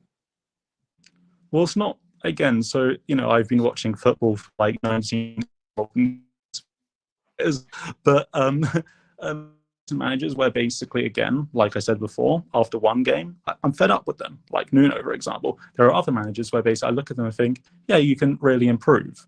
Again, it's on a case-by-case basis, and there's no particular format I can give you. Just like basically, I like watching the NFL. There's certain quarterbacks after one game, I think you're a bust. There's certain NFL quarterbacks could have really bad stats after 20 games that I still think, well, you know what, you can improve. And I still believe in you. So, you know, yeah, I evaluate managers based on my own personal opinions with watching the games. So I get that. Ben, I get that. But at the end of the day, why are managers normally sacked? Well, I would say that the real reason managers are sacked is because basically that the board would evaluate them and they would see that basically you can't take this club any further. Now, results would be part of that, but also performances. Now, try that sentence again with the truth. Try that sentence again with the truth and not a fluffy answer.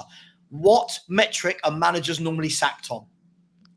I don't know what you want me to answer. I will not. Okay, so I will not change my answer. Everyone in the chat, what's the word I'm looking for? What is the one word that managers? I know what word you're looking for, but I disagree with it. Is my point. But you might disagree with it. It's always been the way of football. No manager gets sacked when they're doing well. No manager gets sacked when they're doing well, unless you're talking about Real Madrid, clubs like that, right? Which is results. The problem is, Ben, I'm arguing and debating with facts, right?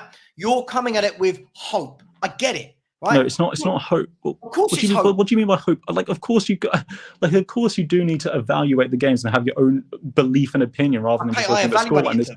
I evaluated them. Do you want me to evaluate the games this season?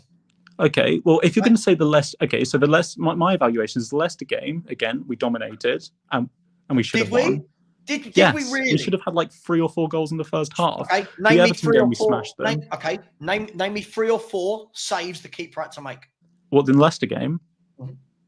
Okay, so this was okay. So basically, this is what I mean. No. I'm starting right now. Okay, so and by the way, this is this is going to take a lot of good memory from me. But basically, right in the first game, you had Bentancur with a header that was basically I was almost cheering that it was basically going over the line, and basically a defender made an amazing overhead kick to stop it. You had basically Solanke basically in the first half having a header that was straight at the keeper's save. You also had that wasn't Solanke a good chance because it was a poor header. So again, their keeper didn't but really have anything. But again, when I say keeper, again, I have acknowledged that our finishing and our chance creation has been poor this season. But what I'm also saying that basically that is not on Ange, that is on the players. And Solanke as a first. I've not heard once from you any blame on Ange for anything. Like you came. I mentioned Sherwood, for example. Sherwood, who had a better stint as manager than Ange. Right? I'm not saying I want Sherwood. Right? Let's put that out there right now. I don't want Tim Sherwood as manager. But Tim Sherwood was handed out this club with a group of players that weren't his after making no signings and picking up a complete mess and did a better job factually than what Ange Postecoglou's done. And yet we turn around and he was sacked for results. AVB only lost 3 of his last 12 games, right? And he was sacked for results. 3 of his last 12. Ange has lost 7 of his last 12, right? So I'm not saying we've got to wake up tomorrow and see him sacked. But my point is, why aren't we able to turn around and admit we are not good enough, right? All of this nonsense about, but if the players do their bit, blah, blah, blah. Well, can I ask, why did we beat Brentford? Why did we beat Brentford? Well, I guess the players or the manager? I mean, it can be both. Like, it can be a combination of both, right? Right. But like again, the Brentford game though, you're gonna have even though we had chances against Arsenal, Newcastle, you're gonna have a lot more of a greater volume. Well, we didn't really have any chances against Arsenal and Newcastle. This is a fallacy. Again, no, I'm talking about in the final third. We did have a lot of the ball in the final third, which again, the quote I used from Pep earlier proves that we did. So what? Again, it's all down to, you could talk that quote. It's down to that Jose Mourinho quote again, isn't it? Oh, they had all the possession. They can take the ball home. We'll take the 3 points, right? This is the thing. What fans like you are doing, Ben, is we're now talking about possession, right? Players not doing what they should as this comfort blanket to actually take away from the fact that, again, it was another game we didn't win, right? It's funny. When we beat Brentford, this is what I love. When we beat Brentford, right, I'm seeing videos, Ange masterclass. This is what Ange Ball is, with the same players out on the pitch. When we don't beat Arsenal, we don't beat Newcastle, we don't beat Leicester, poor against Coventry, it's, but the players aren't doing what Ange wants. It can't be both. Players' performances can variate between games, though. This is but they're not robots. They're not robots programmed. Basically players could basically have games where they bag lots of goals in. Players also could have games where basically they miss everything they see and miscontrol everything they see. I just don't get it. So basically, your way of thinking now is that results aren't the be all and end all, right? Is that what that's what we're saying? Yeah, correct. That would be an accurate assumption. How long does that go on for? What again, like I said, basically when I feel like I've seen enough evidence by watching the games that I feel like Ange cannot take this team to basically winning anything. That would basically be the cutting line for me. And when that's going to be, I can't put a specific date on it. I'm very, very sorry. Let me throw a scenario at it then. So the next 7 games, right? The next 7 games for Tottenham Hotspur, not Europa League, right? League games. We have got Man United, Brighton, West Ham, Palace, Villa, Ipswich, City. Okay. From those 7 games, if we were to lose 3 or 4 of them, would that concern you? If we were to lose 3 or 4 from our next 7? Well, it will definitely. Or would you still think it's more about the performance? Well, definitely. Well, I mean, regardless of performance, it would definitely concern me if we lost 3 or 4 of our 7 games. I would expect to do a lot better than that. When I'm concerned about the team right now, but again, the question is basically is about Ange. If I feel like again after watching those 7 games, I think what Ange is doing is not working, then basically I might be open to change my position. But so essentially, what you're saying is it doesn't really matter. Like we could play well in all 7 games, lose all 7 games. I don't think we will, by the way, before anyone goes mad. Right? We could play well, lose all 7 games, and you would still turn around and go, the manager's got to stay, even if he lost all those games. Well, I mean, when has basically sacking managers all the time ever worked for Tottenham? We've had lots of managers sacked, and we've Ben, not won anything. Ben, Maybe we should try a different way and actually stick with someone. Stop the politician answer. That's not what I asked you, right? If we're going to debate, I didn't talk about when has this worked for Spurs or history. I asked you if we were to lose 3 or 4 of the next 7. Now, bearing in mind, if we lose 3 or 4 of the next 7, that would mean that Spurs have lost 12 of our last 21. That wouldn't concern you, no matter how much possession we have or how much XG. You think that that's not an issue. Well, again, what do you mean by concern? Like, I can't keep doing. Oh my gosh! What do you mean by concern? Let's try this a different way. Are Spurs a big football club?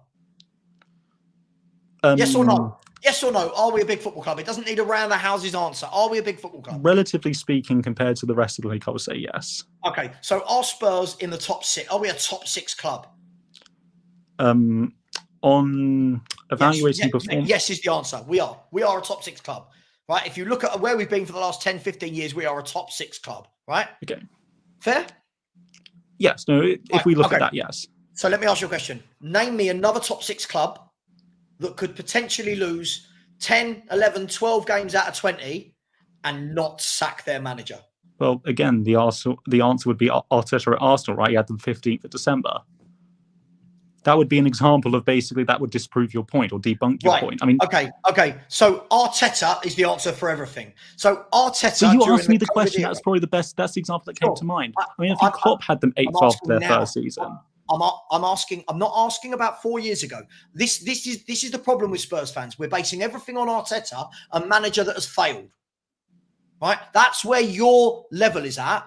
You're basing it all on a manager that has so far failed. Now, I'm not saying they could win the league. I don't know. Right. But there's no comparison between Ange and Arteta. Right. There's no comparison between them. My question is this right now. Name me another manager in the top 6 that could have that form that wouldn't get sacked. I think Slot would be given a lot of leeway, to be honest, as a new manager at Liverpool. I mean, by the way, I wouldn't be surprised if Ten Hag was close to that last season, to be honest. Like he had a very poor. Ten Hag wins things. Ten Hag again. So basically, that would be, and again, so if we look at the cups, and probably may need to win a cup to, I feel like save his job. You're probably right about that. Yeah. I just don't understand. I can't understand that Daniel Levy has built this club to the point where we have fans that are literally going, "Oh, it doesn't matter about the results as long as I can see that the football's good." Like, no, it's not about whether the football's good. It's whether we feel like, again, that the manager and the current structure can basically take us to basically improvement and to winning things. Sure. So again, and results would be part of that. But the difference is, I don't think that. Where's the evidence of the improvement if he's not winning those games? When again, the improvement is if you evaluate basically our performances against Newcastle and Arsenal from the previous season to this season, we were much more solid and we basically had much more of the game than we did. No, this year we can't. Arsenal last year came at us. This year they sat in and had a different tactic. So you can't compare, we only lost 1-0. Last year, the goal difference in those 2 games was they scored 1 more than we did. Whichever way you want to spring it up, they beat us and they scored 1 more goal than we did. But they were exactly the same. I feel like you're like using solely on results, whereas I'm actually evaluating both games, having watched them both, and I can see the improvement of the team, even though the results have not improved. And I hope that improvement comes into fruition towards the end of this season. Can I just say, unfortunately, Daniel Levy loves you. He loves you because this is the no offense. This is the mentality. The mentality we've got is this mentality. Big clubs don't have this mentality. Big clubs do not have this mentality. I've never seen big clubs have fans go on and compare a defeat to a defeat and say that's progress. Right? At the end of the day, when that column shows at the end, it will say Spurs lost last year to Newcastle in that game and Arsenal. This year, Spurs lost to Newcastle and Arsenal, right? That's not improvement. Improvement is results. No chairman or manager will ever agree with what you've said there, Ben. No chairman or manager. So, I mean, are you acting like, Ever agree. again, like, Ferguson basically had 6 seasons before he won anything. I basically had a season where he had Man United 13th. And again, I know you hate the Arteta example. It was in the 80s. Can we stop talking about the 1980s? It's Okay, 2024. but like you say, we should stop talking about it. But we're talking about wanting to build like something that could win, and the best thing to do is basically use examples of people that have used a strategy to win. So you could use the, Okay, let me ask you a question then. Other than in the 1980s, can you give me an example of it? Well, I mean, off the top of my head, again, I know he hasn't won, but the other example would be Arteta. No, that's not an example. He's not done what you just said. So can you give me an example of it? Again, well, I mean, I would say that Pep had a disappointing first year. I'd say Klopp basically had. Ben, please do not ever bring Pep Guardiola's name into a talk with Ange Postecoglou. Okay, I'd say that Klopp had basically a bad first year. He had Liverpool 8th. There's probably a lot more examples that someone more knowledgeable on football could use than me. Do you know? Can I ask you a question? Do you know what else Klopp did in his first year? Go on. Got to 2 finals. And he lost them both. Right, but they saw shoots of what this man does. He got them to 2 finals, right? Yeah. I think in the second year he got to a final as well, if I'm not wrong. What are we doing? Pep's first season, by the way, he finished 3rd, right? In Pep's first season, he finished 3rd, right? Please don't use Pep in this. I'm asking you this. We're using the Alex Ferguson, he took 5-6 years, in an era when it isn't now. This is not that era. Ange has had 16 new signings since he joined this football club. He's had nearly £400 million. But the excuse is, but it's on the players. He signed these footballers, Ben. He signed them. Yeah? When Odegaard started, when Brennan Johnson started, when Solanke started, right? When Kulusevski started, right? When Mickey van der Ven started, when Gray comes on, when Bergvall comes on, these are his players. So why are we not using results as a benchmark like every other club does? Well, I don't think every other club bases solely on 100% results. Name me one that I feel like they do look at evaluate performances as well. Pardon? Name me one that doesn't. Are you saying that basically clubs look at 100% results and don't look at form, don't look at performances, don't look at anything like that? Well, form is results, because I would. Form is results. Form is results. You don't think they look at performances. They don't feel like whether they don't evaluate whether they feel like manager can be better. Who? Again, I keep using this example, but you could look at Crystal Palace when they sacked Patrick Vieira. People were like, why have they sacked him? Why have they sacked him? Because he wasn't doing that badly in the league. But with the way they were playing, they knew that they were plummeted. So they sacked him based more on performances than results. Crystal Palace weren't doing well with Patrick Vieira. That's why he got sacked. Well, relatively speaking, they were mid-table, but they thought, oh god, basically, the way we're playing, they could basically plummet. You look at managers that have been sacked. Can someone in the chat please find me Patrick Vieira's last 5 to 10 games as Crystal Palace manager? Tell me the results. Right? Okay, so I think those last 5 or 10 games were bad, but those goes against really good teams. But no. But it doesn't matter. But what the point was, he hadn't played really anyone good. But then what the counter argument to that is, though, the performances were so putrid that they warranted a sacking. But Ben, he wasn't sacked on the performances. He was sacked because he wasn't winning games of football. If Crystal Palace and Vieira's Crystal Palace during that 12-game run had a lot more chances and a lot more, chances in front of goal, he definitely would have stayed. So again, that is an example of him using performances. Ben, he wouldn't. He would have. You're making that up to suit this narrative for Ange. That's what you're doing. Let's look at this. Leicester sacked Ranieri for poor results after he won them a bloody league title. Chairman do not care, Ben. Chairman don't go, the XG was good. Look at the sustained possession. Chairman don't care. This is a results-based business. I've never known any fans until these Ange fans now that say about results-based business. Right? This notion listen, I'm not saying sack him now, but this notion that you can never sack Ange because it's not worked before. Well, I can tell you what, we sacked one day Ramos. And Harry Redknapp was brilliant for this football club, wasn't he? I mean, I only started watching 10 years ago, so that was a bit before my time. Right. Okay. So let me tell you then. So when Spurs sacked Juande Ramos, right?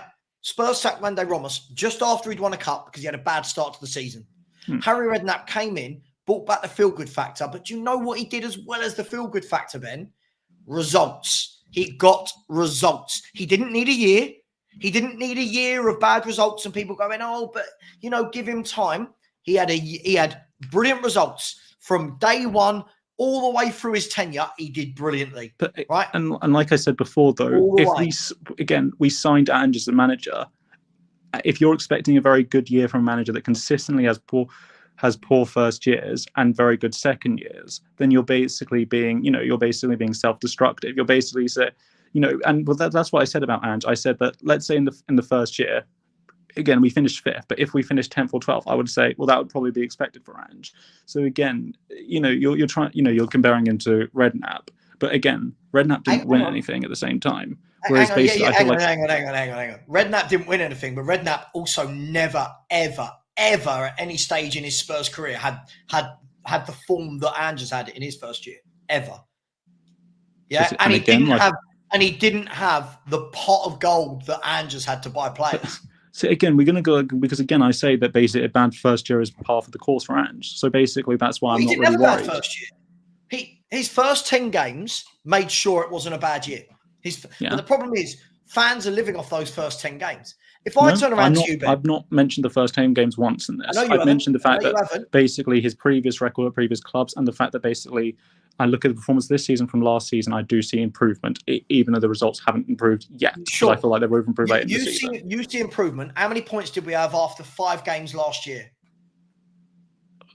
That's a straw man. That's not a straw man. No, this is the problem. When I bring facts, all you can say is it's straw man. These are facts. How many points did we have at the same stage last year? I don't know, like 13.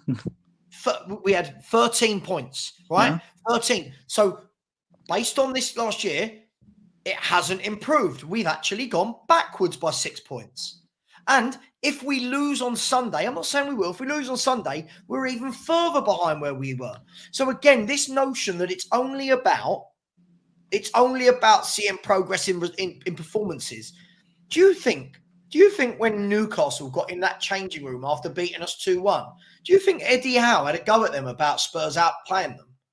Well, I'm not really familiar with basically Eddie Howe's management or dressing room process. Don't be flippant. You know the question I'm asking. Eddie Howe has got his team in there that haven't been the best team on the day, but won the game. No one cares. They won the game. I do think managers do care about their players' performances, and if they feel like they get lucky, they would take that into account. Like I would say that I don't think but they'll take the win, right? They take the win. Well, yeah, and they're not going to reject the 3 points if that's what you mean. Like, I just don't understand. Like, the problem we're having here, right? See, again, Onus Bailey, the link is in the chat. You're more than welcome to come on. When we're talking about intangibles affecting the team, go and do your homework on how many players actually missed how many games. Because, do you know, here's another one for all the fans that come out with that excuse, right? All the fans that come out with this excuse. Ben, do you know when Spurs' worst form of the season was? You see, I know you're going to bring up the usual stat how basically we had like most stuff. No. I'm asking a question. You've got this habit of not wanting to answer questions. No, this is not politicians' debate. When was Spurs' worst form of the season? I guess like towards the back end, but you don't guess. You know, you know our worst form was from February through to May. Who was injured February through to May? I don't really recall many players being injured. Like. I'll tell you, Udogie missed about 3 games at the end of the season. So again, when Spurs fans go, oh my God, injuries, we actually did better when we had Ben Davies and Royale starting at centre-half, right? There was no drop-off. This is the crazy thing. Look, I just don't get it, right? I just don't get it. And by the way, if anyone wants to come on, I will go till 9. If anyone does want to come on, that's the last chance. Look, I'm not saying Ange is dreadful. I see what he's trying to do. But for me, it's just all a little bit gung-ho. And the problem is, I works don't know. against... No. It's not. I wouldn't say we were gung ho. Hang on, I haven't finished. Right? For me, it's all a bit gung-ho. And this system works against the worst teams. Facts prove that. This works against the worst teams. The majority of his wins, right, or all of them but 2 since December, which is a bloody long time ago, have been against bottom half teams. These are the teams that this style of football beats. Until this style of football starts beating the better teams regularly, I think I'm well within my rights to say question marks, massive question marks. Well, you're well within your rights to ask questions, and I think we should all ask questions about the manager. But again, but you don't ask a single question. You've backed him on results, players, signings, Levy, this, blah, blah, blah, blah. You haven't blamed Ange for anything. It's always somebody else's fault. So, I do feel like, it would be the player's fault if they basically misplace a chance, misplace a pass, misplace an easy shot, like we have seen from basically the players like throughout this season, especially in the Leicester and Newcastle games, and to a lesser extent the Arsenal games. Yes, I would say that would be the player's fault. If you want me to start blaming it, I will start blaming him. But when we actually, I feel like we are basically outmatched and getting carved apart rather than it being a finishing and a chance creation issue. But it's not. But this is the thing. Why is it that if we're not carved apart, we think it's worked? Right? It doesn't. For this to not work doesn't mean we have to be carved apart. Look at the Newcastle game. This is a game you're going, look at our performance this year versus last year. I watched Newcastle score 2 goals where you go, what shocking tactics allowed that to happen? But you're going, if you look at this compared to last year, because they didn't bury us this year like they did last year, that it was better. Look at the 2 goals we conceded. I wouldn't necessarily think that that entirely those goals we conceded, especially the first goal, wasn't on the tactics. The first goal was basically a defensive error. Right. So the first goal, should we look at the first goal then? So there were 5 defenders in our box and not one of them went out to a player, to a Newcastle player. Is that all on the players or have they been told to do that by Ange? I would probably put that on the players if players are not closing down. So all 5 defenders disobeyed Ange's orders. I wouldn't really say disobey. Like basically, like Ange is not robossing them. Like I wouldn't say disobeyed. I don't know. I mean, I don't really have an evaluation of the players' mindsets at the time, but I would say that basically, the players should have closed down. It was poor defending. But again, I wouldn't say. So again, another thing that's not Ange's fault. Let's look at the second goal. Defending on the halfway line. Whose fault is that? So the second goal you could put down to the high line. Yeah. Well, I couldn't put it down. I am putting it down. Okay, but again, you have to take the good and the bad. And the good with playing those tactics is we did have a lot of chances, but we just didn't score them and didn't take them. So again, which is not on really Ange. Name me what Nick Pope did in that game. Again, that doesn't necessarily mean he didn't have chances. But you said good chance. What chances do you remember? What chances do I have? Well, I probably remember like 4 or 5 times. I think I remember like us hitting the crossbar once from Romero with a header. I remember basically players just basically having the ball and basically not putting the cross in properly. I feel that's on the tactics. That's his tactics. His tactics. So hang on. So a player not crossing the ball in properly and a player hitting the first man straight from a cross. That is his tactics. He's telling the players to basically mess up. If this wasn't the case, Ben, no manager in world football would ever get sacked. By your definition, no manager should ever get sacked because everything is always on the players. Not everything's on the again. I feel like there's certain times where you watch games where you think it is on the manager. There's certain games you think it's on the players. This time, if I see players basically messing the simple fundamentals up, it's hard to blame the manager for that. I don't get this, right? I watch our players more often than not never cross a ball into the box. That's on Ange. But hang on, Ben, that must be a tactic because they do it every game. I disagree with that fundamentally because I've watched Ange on basically his previous games and basically the players were much more creativity, much more intent and much more they were much more likely to shoot from range than they are with Tottenham. So I feel like so basically whilst evaluating that, I feel like, Ange wouldn't be the common denominator. You're not answering the question. Like against who? What in his previous games with managers? Well, when he was at Celtic, when he was at Brisbane Roar, when he was at Yokohama. Right. But again, so players' Right. intent and players' ambition, though, like just a certain mindset that can like transcend throughout leagues. I just look. I just don't get it. Nothing seems to be the manager's fault. I love this. I've never known a fan base like it. Not all our fans. I've never known anything like it. Well, that's not true because again, it's very true. Ben, it's very true. You have just sat there and nothing you can say puts any fault on Ange Postecoglou for the last 10 months of form, right? I've watched this man play crazy high lines, all on him. That's him. That's his fault, right? He sets the team up to play crazy high lines. And you know what? It works against teams like Brentford. It works against Everton. It don't work against. So do you think we lost against Arsenal because of the high line? That's not what I said. But but that's not why we lost against Arsenal. It wasn't because of the high line. No. But against Arsenal, it wasn't a problem because Arsenal sat in. When teams don't sit in against us, they pick us apart on the high line, right? Like they did all of last season. And we haven't been picked apart a single one of our first 5 games this season, including against. No, again, that's not true, Ben. You're saying, okay, what game have we been picked apart against? I'm trying to talk. I'm trying to get there.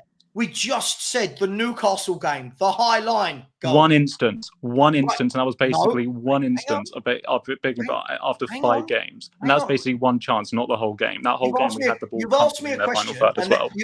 You've asked me a question, and then don't let me finish. Sorry, like it's absolutely mental, right? Sorry. Against Leicester City worked out very, very quickly by our time. Second half, what we're going to do? Let's keep putting the ball over the top.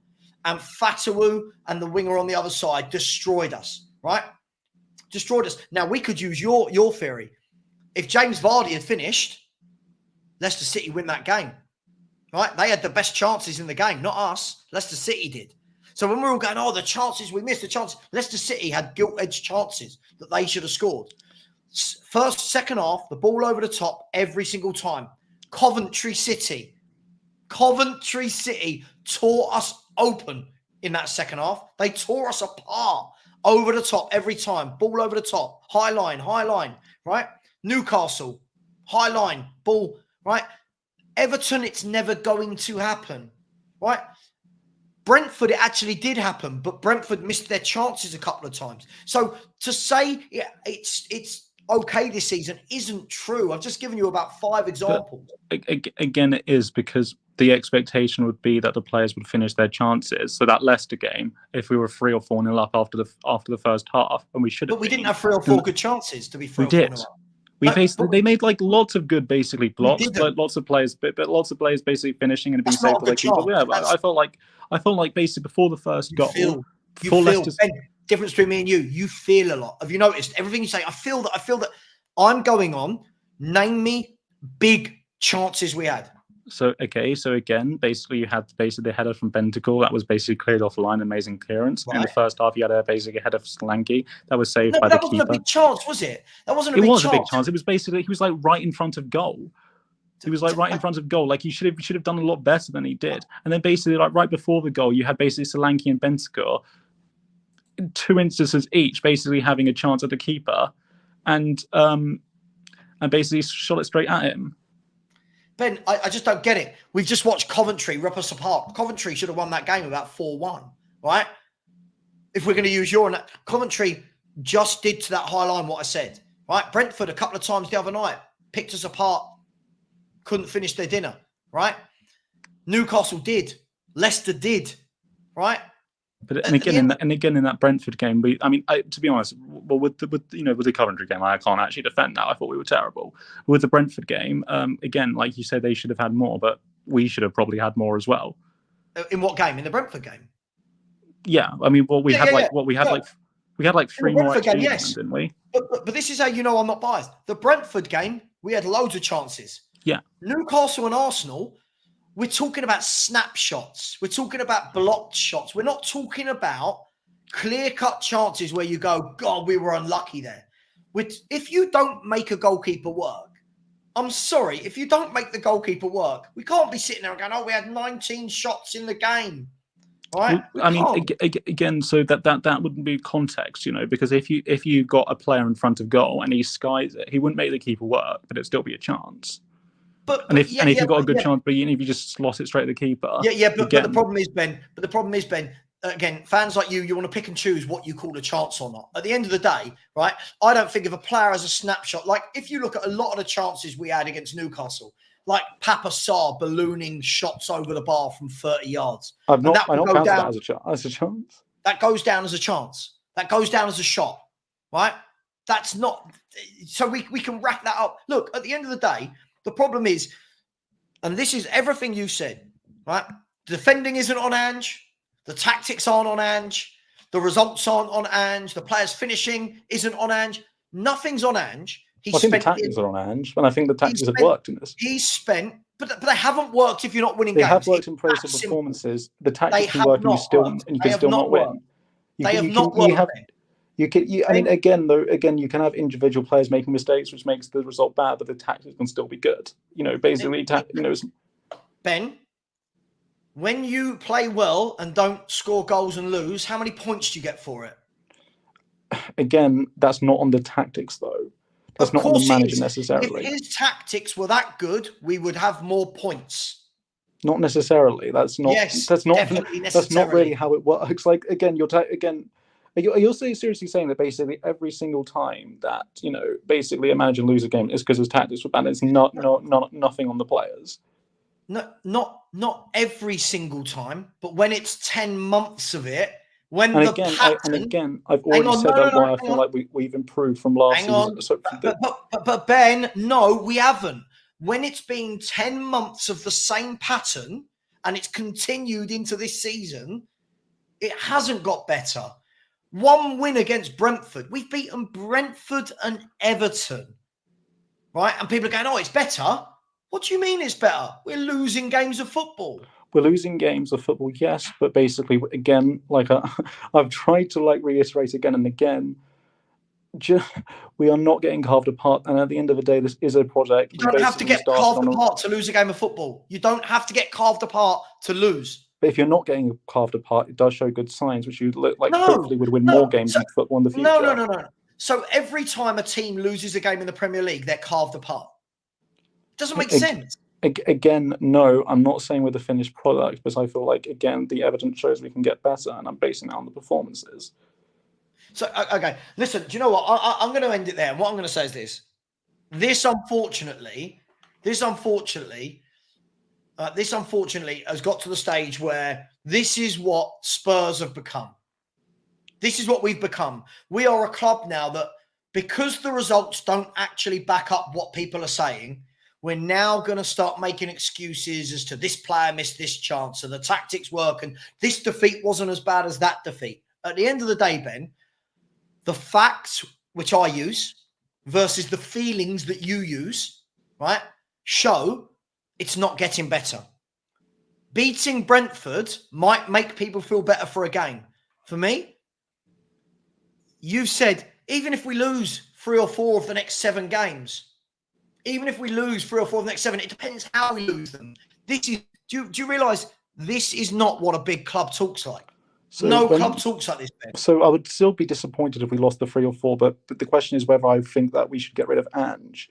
And the question would be, it would depend on how I think we performed. If I would take a big decision like sacking a manager.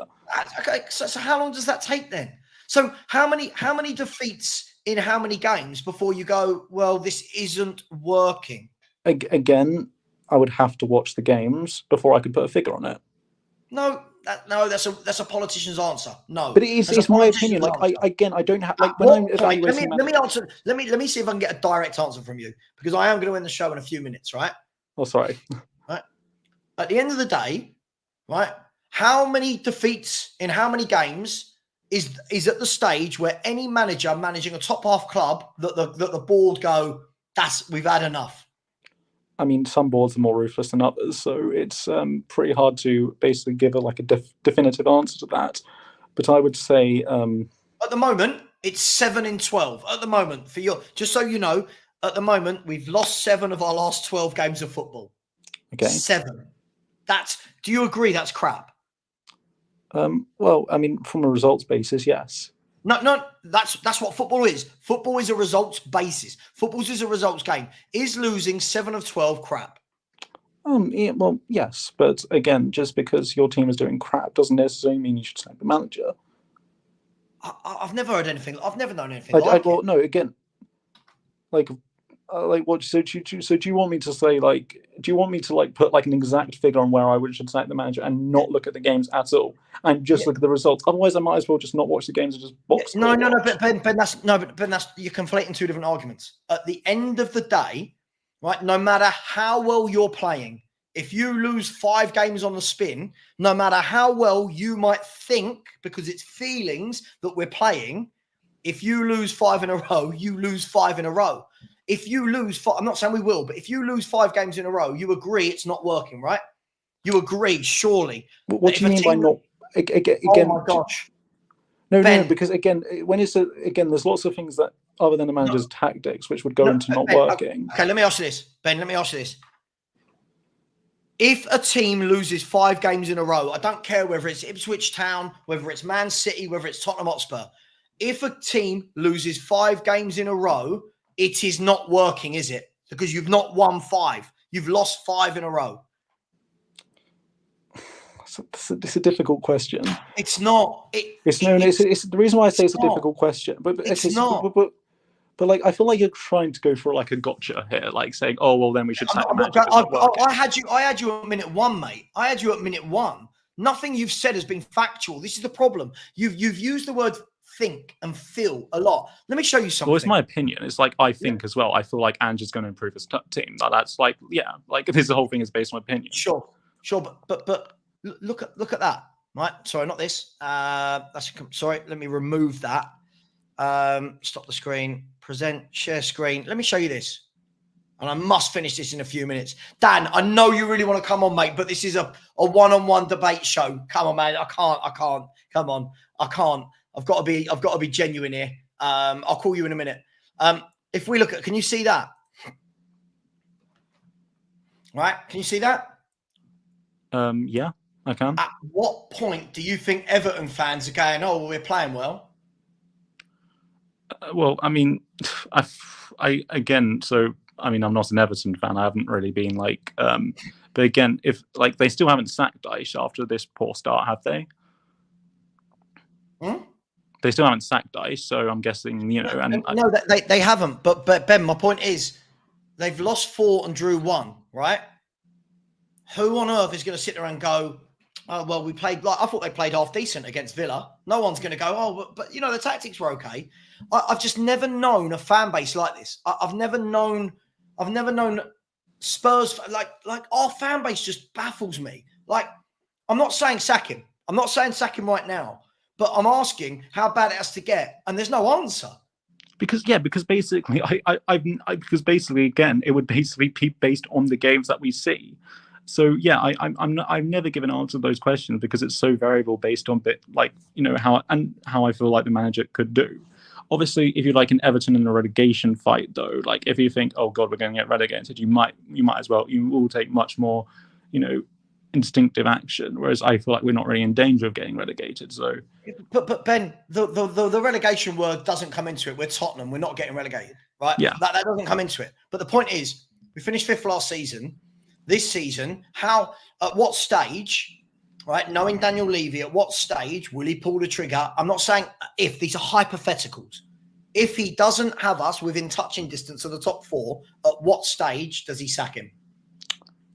Well, I mean, I feel like, Daniel Levy is a bit much more of a trigger-happy owner, so I feel like he would sack him probably a lot earlier than I would, personally, yeah. Based on what? Based on what? Well, I feel like, fan pressure, stuff like that. No, based on what? I feel like some fans are quite Daniel reactive. Levy don't care about us. Daniel Levy doesn't care about us. What will Daniel Levy sack the manager for? Again, so there's part and parcel of thing. Like one of the things that I feel like a lot of managers get sacked for is basically the players have lost confidence in them as well. Results. It's that's a factor into it, but it's not the be all or end all. Otherwise, Arteta would have been sacked when he had Arsenal at 15th. So results are not the be all and end all. Results. Arteta was very, very. Hang on, you've got to remember, Arteta had an FA Cup in the bag and was managing during COVID. Very different to now. Ange has had just under £400 million. You think Daniel Levy's going to sit there and just let the team lose more than they win? Again, it would depend on how basically those games actually go, rather than just like, you know. I can't do this anymore. I can't do it anymore. This is why I always say Spurs don't deserve to win trophies. We have zero mentality in this football club.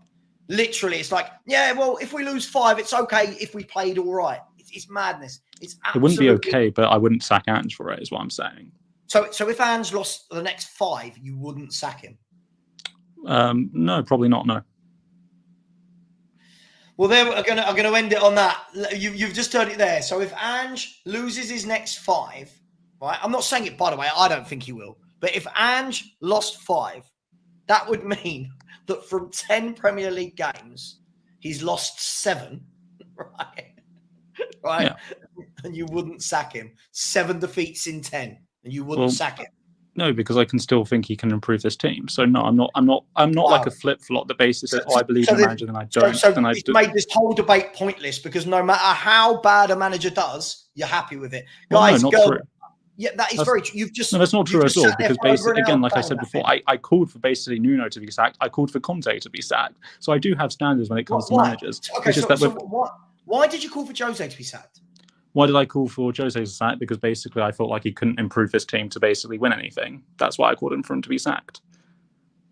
I called him for to be sacked after the Dinamo Zagreb game, where basically we blew a 2-goal lead and ended up losing 3-2. That's when I called him for to be sacked. Okay, so so everybody has just witnessed you be so disingenuous, it's unbelievable. So Jose Mourinho loses that one game, yeah? No, it was not just that one game, but that was like the straw that broke the camel's back for me, where I thought like, so this guy based on his performances and results. Performances and results. Hang on. His results, at no point as Spurs manager was he outside top 4 for the form table. So when you're saying results, this is what, do you realise how much you've contradicted yourself, right? With Ange, it's not about results. With Jose, it was results and then the straw that broke the camel's back. But with Ange, So with Jose and Ange, it's both performances and results. So I would evaluate them both and make my judgment from that. Yeah. So with Ange, I feel like the performances are getting better. So basically, I'm still optimistic. But if I don't think they are, then I will eventually call them for a be sacked. Yeah. Okay. And there may be that moment this season. I don't know. You wanted Jose sacked, even though his results got us to a cup final, right? Yeah. So it's performances and results. Yeah. Hang on. So even though his results got us to a cup final and his results were much better than Ange's, right? You wanted him out. But Ange could hypothetically lose 5 in a row. You wouldn't want him out. Again, because it's based on performances and results. Like, for example, Arsenal, they were much more lenient with Arteta than they were with Emery, for example. You can make probably like a plethora of teams that have been much more lenient on some managers than others. So I'm more lenient on Ange than I am with other managers. All you do is come back to Arteta. Because that's the most prominent example of it's working. And basically, of course I'm going to use an example. Of course, I'm going to example a manager that says, you say it's all about results. I'm making an example of a manager that had really bad results, but still kept on. Ben, look at this. Right. So when Mourinho left Spurs, 27 wins, 14 draws, 17 defeats. Do you know Ange has already got 16 defeats? He's already got 16 defeats. Okay. But again, like I said before, I'm basing it on performances and results as well. So I don't see how that would change my mind. Like I know you're saying that Ange hasn't started well. You know, I kind of expected that when he basically was manager when he was appointed at manager at Spurs. So like that wouldn't really change my mind. Because based on what I saw in previous clubs, I just don't get it. So it is one rule, yeah? Well, yeah, I do have different opinions on different managers based on basically what I see, yeah. So I do have different, so I do prefer managers over other football fans do. Okay, right. So basically, nail on the head. So what this comes down to is, if you don't like a manager, all of your rules for Ange go out the window. But if you like the manager, it's fine. It's not based on whether I like them. It's based on whether I feel like they can basically take this club to the higher level, and that's based on a variety of factors. I don't have any personal things. So sure. But Jose Mourinho, one of the greatest managers that's ever lived, you didn't believe he could take us to that next level, but Ange can. And I believe Ange can. Yeah. And the reason for that is I don't know what we're doing here. The reason I did that is because Ange has basically previously taken over very struggling teams relative to their league and ended up winning them the biggest prize. So I feel like, Right. He Can should I be bury able this to, so argument? that's Can I why I'm bury this optimistic. Let me bury this argument in one thing. Again, I don't think you've done your homework, have you? Jose Mourinho took Porto, right, from they were awful. He signed loads of players from the league below, built them into a team that went on and won the Champions League and the Europa League. So if you're going to talk to me about what a manager has done, Jose, Ange, right? Yeah. But again, I feel like at that point also that I feel like Jose struggled at Man United, and so I felt like he might have been past his best. He struggled at Man United while winning them 2 trophies. In his first season, but his second and third season he didn't, which is why I feel like he might have been past his best at that point. Ben, you do realise, right? You've got, again, I talk about consistency a lot. You do realise you've got no consistency in any of your arguments here at all. Everything is, this is one rule for Ange, and there's another rule for everyone else. Well, what do you mean one rule? My rule is basically I evaluate based on what I see and based on like performances and results. So just quickly, sorry, I'm not taking into account Jose had Kane and Son in their prime. Sorry, are you taking into account that Jose Mourinho had a midfield of Harry Winks, Moussa Sissoko, Ndombele? He had Sanchez, Dyer, Roden, Sessegnon, Aurier. What are we doing here? Ange Postecoglou's got a much better squad. Look, I'm going to leave it there. I'm just bamboozled. It's what I thought. I'll be honest. It's what I thought. We don't have any ambition as a fan base. It's what I thought, and it's crazy how we think Ange can do what Jose couldn't. It's madness, absolute madness. Yeah, my patience has hit that wall. It has hit that wall. Look, Ben, you're always welcome to come back on, but it's just I've never seen an argument go like that so much. There's no facts to it. There's no reasoning to it. Again, this is what makes me laugh. Is even I'm not saying we will, even if we lost 5 in a row and I'm sitting there going Ange out, fans like you will turn around and go, "It's crazy. You can't sack this manager." We're Tottenham Hotspur, Ben. We're not Millwall. We're not a newly promoted football club. We are Tottenham Hotspur. And we're talking about, again, look at this guy's record at the club compared to Ange's as well. And then these guys, these are 2 of the managers you said you wanted out. Conte and Jose, you wanted out the club. And they both pissed all over Ange's record. But again, like I feel so like again, you've shown it's not about results. It's not about winning. It's not actually about getting better. You just want the better football. That's what you want, right? Not better football, basically improvement of better performances and whether I feel like a manager can take them. And that's not just again, you'll say that, oh, I'm inconsistent with certain managers and others. And again, like I said before, there are clubs that have been much more lenient on managers, despite maybe their inferior results. And basically you always get those fans that say that bring up records when basically, oh, why isn't the manager sacked when they're being on. I asked you to give me an example, and the only one you can come up with was Arteta during COVID. It's the only one you can give me. Why does it during COVID matter? He's still playing. Why does COVID matter? I'm going to tell you why. He's still playing football and still playing the Premier League. I'm going to tell you why. There are probably other examples as well. Like you could say that basically how the football fan base was outraged over De Boer being sacked after 4 games at Crystal Palace, and saying that he should have given more time, whereas some other managers, so it's Crystal Palace have had that and given much more leniency. You could also, but you can't give me an example. Well, no, De Boer was sacked like unbelievably quickly because based on his poor performances and based on the fact that basically they were But if that was you would have kept him. No, I wouldn't have. Because I wanted Nuno sacked before he'd even managed again. Sure, because I knew he was going to be awful. So you wanted Nuno sacked, even though he had a better win percentage than Ange as well. Again, because I didn't think Nuno, because I thought that those wins basically papered over the cracks. So yes, I did. Hang on. Wins. Hang on. By the way, I'm not taking any more guesses after this. Sorry, hang on. So Ange's last 5 wins have been against Everton, Brentford, Burnley, Sheffield United, and Luton. Right? Okay. 3 clubs that got relegated, 1 club that is bottom of the Premier League, and Brentford, who had 10 injuries. So those 5 wins aren't papering over cracks. But Nuno, who was only given 10 games, his wins were papering over cracks? The reason is being even in those wins, even in those games we did win with Nuno, we were getting absolutely dominated and we had no business winning any of those games. And in the games that we lost, we were carved apart. Whereas Ange, in the recent losses, we have not been getting carved apart as much. Wow. But unfortunately, this now borderlines on obsessive with Ange, right? Ange Postecoglou, this is what I mean. I'm showing you evidence upon evidence upon evidence of managers who have done better than Ange. But with Ange, none of it's papering over cracks. He's really unlucky every time we lose. It's not his fault.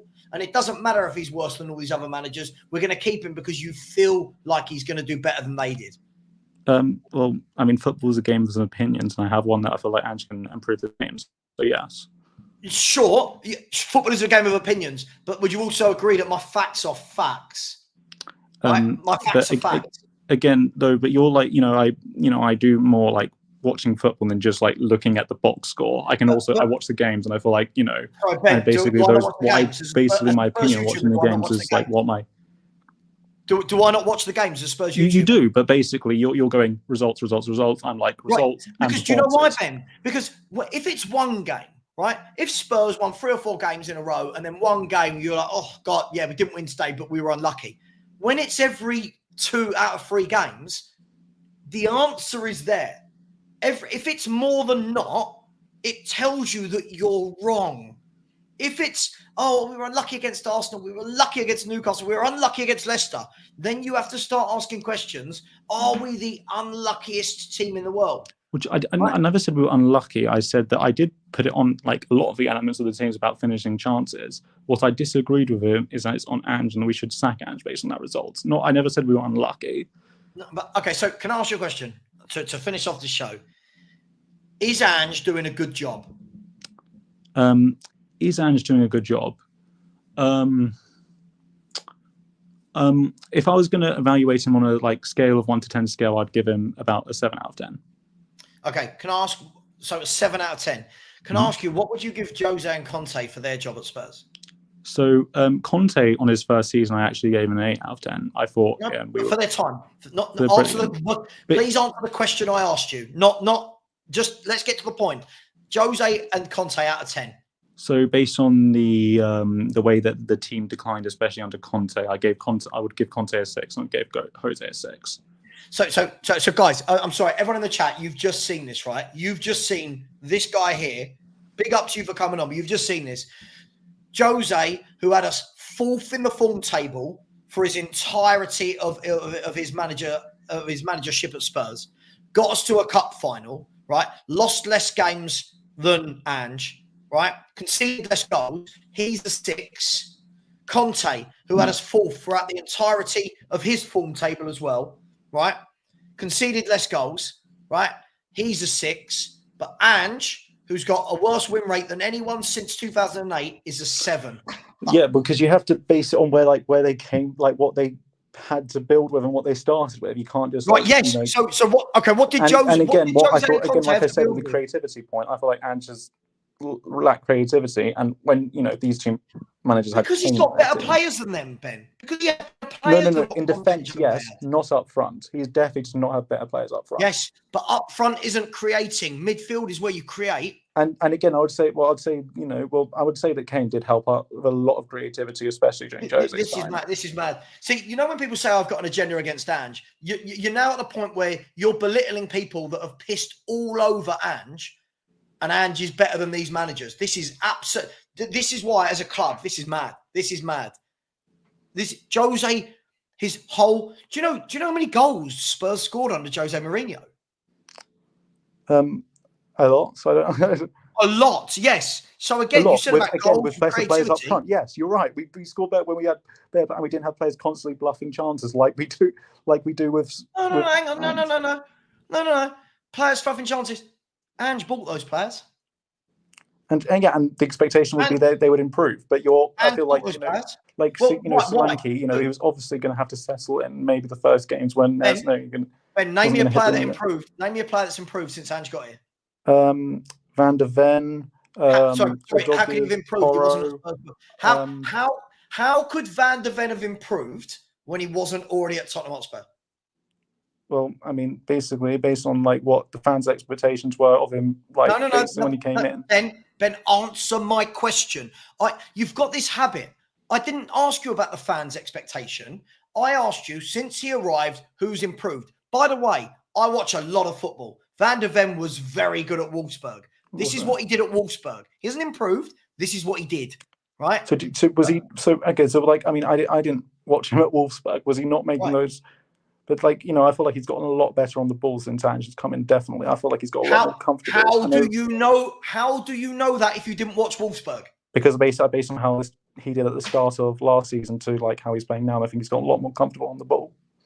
Yeah, so that would be an improvement. For example, he was probably already a good defender, but I don't think on the ball he's got. This is exactly how he played at Wolfsburg. Name me a player that he's come in and taken them to another level. Well, okay, so Porro, basically, you know, how the fans we can see goals for fun down Porro's side. Hang on, the fans I feel like he's gotten a lot better defensively than when he was in the back half of the season before Ange came in. Okay, and you have to remember, like fans all want him gone. Like, why are we signing him back? And now they're all happy with him. He's like their favorite player. So surely that would be an improvement. Who? Porro. Yeah, the fans wanted him all gone. They were gutted when we signed him again. Ben, who was gutted when we signed him? I saw on Twitter and on basically Reddit that fans wanted Emerson Royale to start over him. Of course, they didn't have it as high as, and you know, people would laugh if you had that opinion. Ben, but again, this is the point. Porro plays right back for Tottenham Hotspur. Spurs have a very poor defensive record under Ange Postecoglou. How has he made him better if we're conceding so many goals? That doesn't just go for him. That goes for Romero, Van der Ven, Udogie. They're conceding a lot of goals. How has he made them better if we're always conceding? Well, and again, if you look at the goal come from Saturday? Pardon? I'm going to ask. Just answer the question. I'm going to answer you some quick fire questions. Just answer them without going around the houses. Where did the goal come from against Brentford? Poor defending. Where did the goal come from against Brentford? Are you actually asking me to recall? Oh God. Yes, because it was only Saturday, Ben, and you seem to remember everything about Ange, about Conte and Jose's performances you didn't like, but you can't remember Saturday. I'll tell you where it's happening. The goal came from the right back area. Where did Newcastle's first goal come from? It came from the right back area. It came from the right back area, right? Yeah. So again, how many goals do we see that come from that right back area? Right, well, I mean, you're acting like we've conceded a lot of goals this season. We've conceded 5 and 5. That's not exactly catastrophic. Sure, we've played those teams that we shouldn't be conceding to, of course. I wouldn't describe Arsenal and Newcastle's team we shouldn't concede to, and we were conceding a lot more goals against the poorer teams. We conceded to both of them. But Ben, this is the thing. Again, who has he improved? Has he improved a single one of the midfielders? Single one of the midfielders. No. Well, no is the answer you're looking for. No is the answer you're looking for. Again, but I wouldn't. But again, like I said, I always give Ange 2 seasons. I always give Ange 2 seasons to improve these players. It's not what that wasn't, Ben. That wasn't the question. That wasn't. Are you on the debate team or the politicians team? Whatever. This is mad. I'm asking a question. Who's he improved to date? Because when Eddie Howe went into Newcastle, immediately from game one, he improved Joe Linton, Fabian Schär, Jacob Murphy, Almiron. Yeah, all of these players, Longstaff, all of these players from game one, he went from there to there. He improved them. Unai Emery at Villa has improved all of them since he's gone in there. Who has Ange improved? Well, I mean, so again, I would say from last season to this season, we have improved defensively, yeah. And we've won, and we basically had a lot more of the ball in the final third. And I don't really know if I can put that on an individual player, but I would say the overall performances are better. So, according to Ben, nothing's Ange's fault. The reason why we've not won games is because the players mess up, but he's made the players better. Mate, you see how there's no rationale. Well, no, I feel like we basically look a lot more solid in defence than we did last season. Yeah. How do we look a lot more solid? Newcastle 2 times ripped us open. Yeah. Look at the again, goal. so that was basically like two times in like 90 minutes, Right. and basically that was because they were Right. quick on the attack, whereas we were slow on the attack. Yes, and we would Ben. have had a lot more chances if we were a lot quicker, which is more of an Ben, attacking problem. but Ben, sorry, I don't get this. It doesn't matter if it was 2 times in 90 minutes or 4 times. 2 times they ripped us open at the back easily. Yes or no? Easily. Yes. But again, Yes, okay. again, that was still that's probably No, still an not improvement again. from last season. Not again. The facts are there, Ben. Leicester City in that second half. Yeah? The goal was so easy for them to score, right? Vardy then missing 2 glorious chances straight after that. So basically, when we miss, we're unlucky. When other clubs miss, we're strong defensively. This doesn't make sense. Well, Coventry. Again, it's not that they're being unlucky, though. Again, it's on the players if they miss, but it's not on Ange. Okay, so Brentford the other day didn't have loads and loads of chances they could have scored. I mean, our XG was like three goals higher than them. Ben, what part of my question asked you about XG? That is basically an evaluation of chances. I didn't ask you about Spurs. I asked you, did Brentford have a lot of chances to score against Spurs? Well, I mean, their XG was below 1.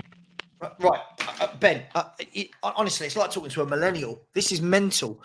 Right, Fabio Carvalho, had a brilliant header. Right, saved by Vicario, low down. Right, in Mbeumo, when Fabio Carvalho closed down Vicario in the first half, laid it off, and Mbeumo was 2 or 3 yards out and missed. Right, when Damsgaard went through on the right hand side and had a slow, poor shot at them. Other clubs, this defence you're talking about isn't as solid as you think.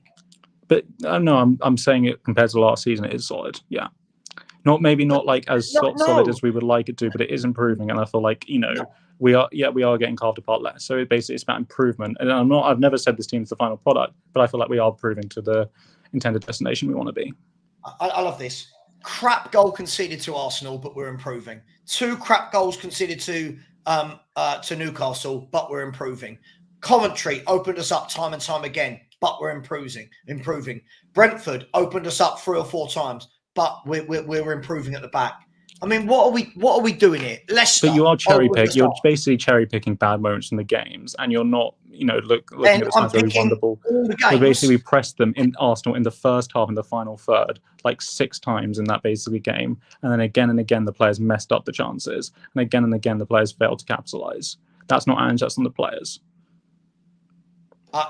Ben, I can't do it. You've already admitted it doesn't matter how many we lose. It just doesn't matter. At the end of the day, this fan base used to have honour, integrity. Now we're just wishy-washy. Oh, but RXG and by the way, Dale, notice you're not coming on. I've noticed you're always in the chat giving it the big un. Where are you? The link's there, mate, and you haven't managed to come on, have you? You've shit yourself as usual. Ben, I'm going to let you go. We're never going to agree. I thank you for coming on. I really, really do. I'll stick with my facts. You stick with your feelings, and we'll go our separate ways. All right. Okay. Have a marvelous evening. And you. Thank you, Ben. I really appreciate it. Thank you. Big up, everyone. Right, I am going to wrap it up there. Unfortunately, we've got people like Dale.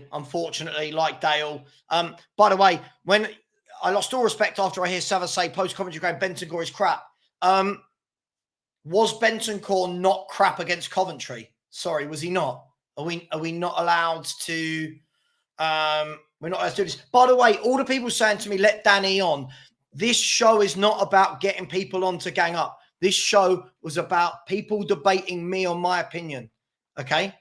Again, I'm seeing the same people. Listen, big up to Ben. I really appreciate him coming on. Right.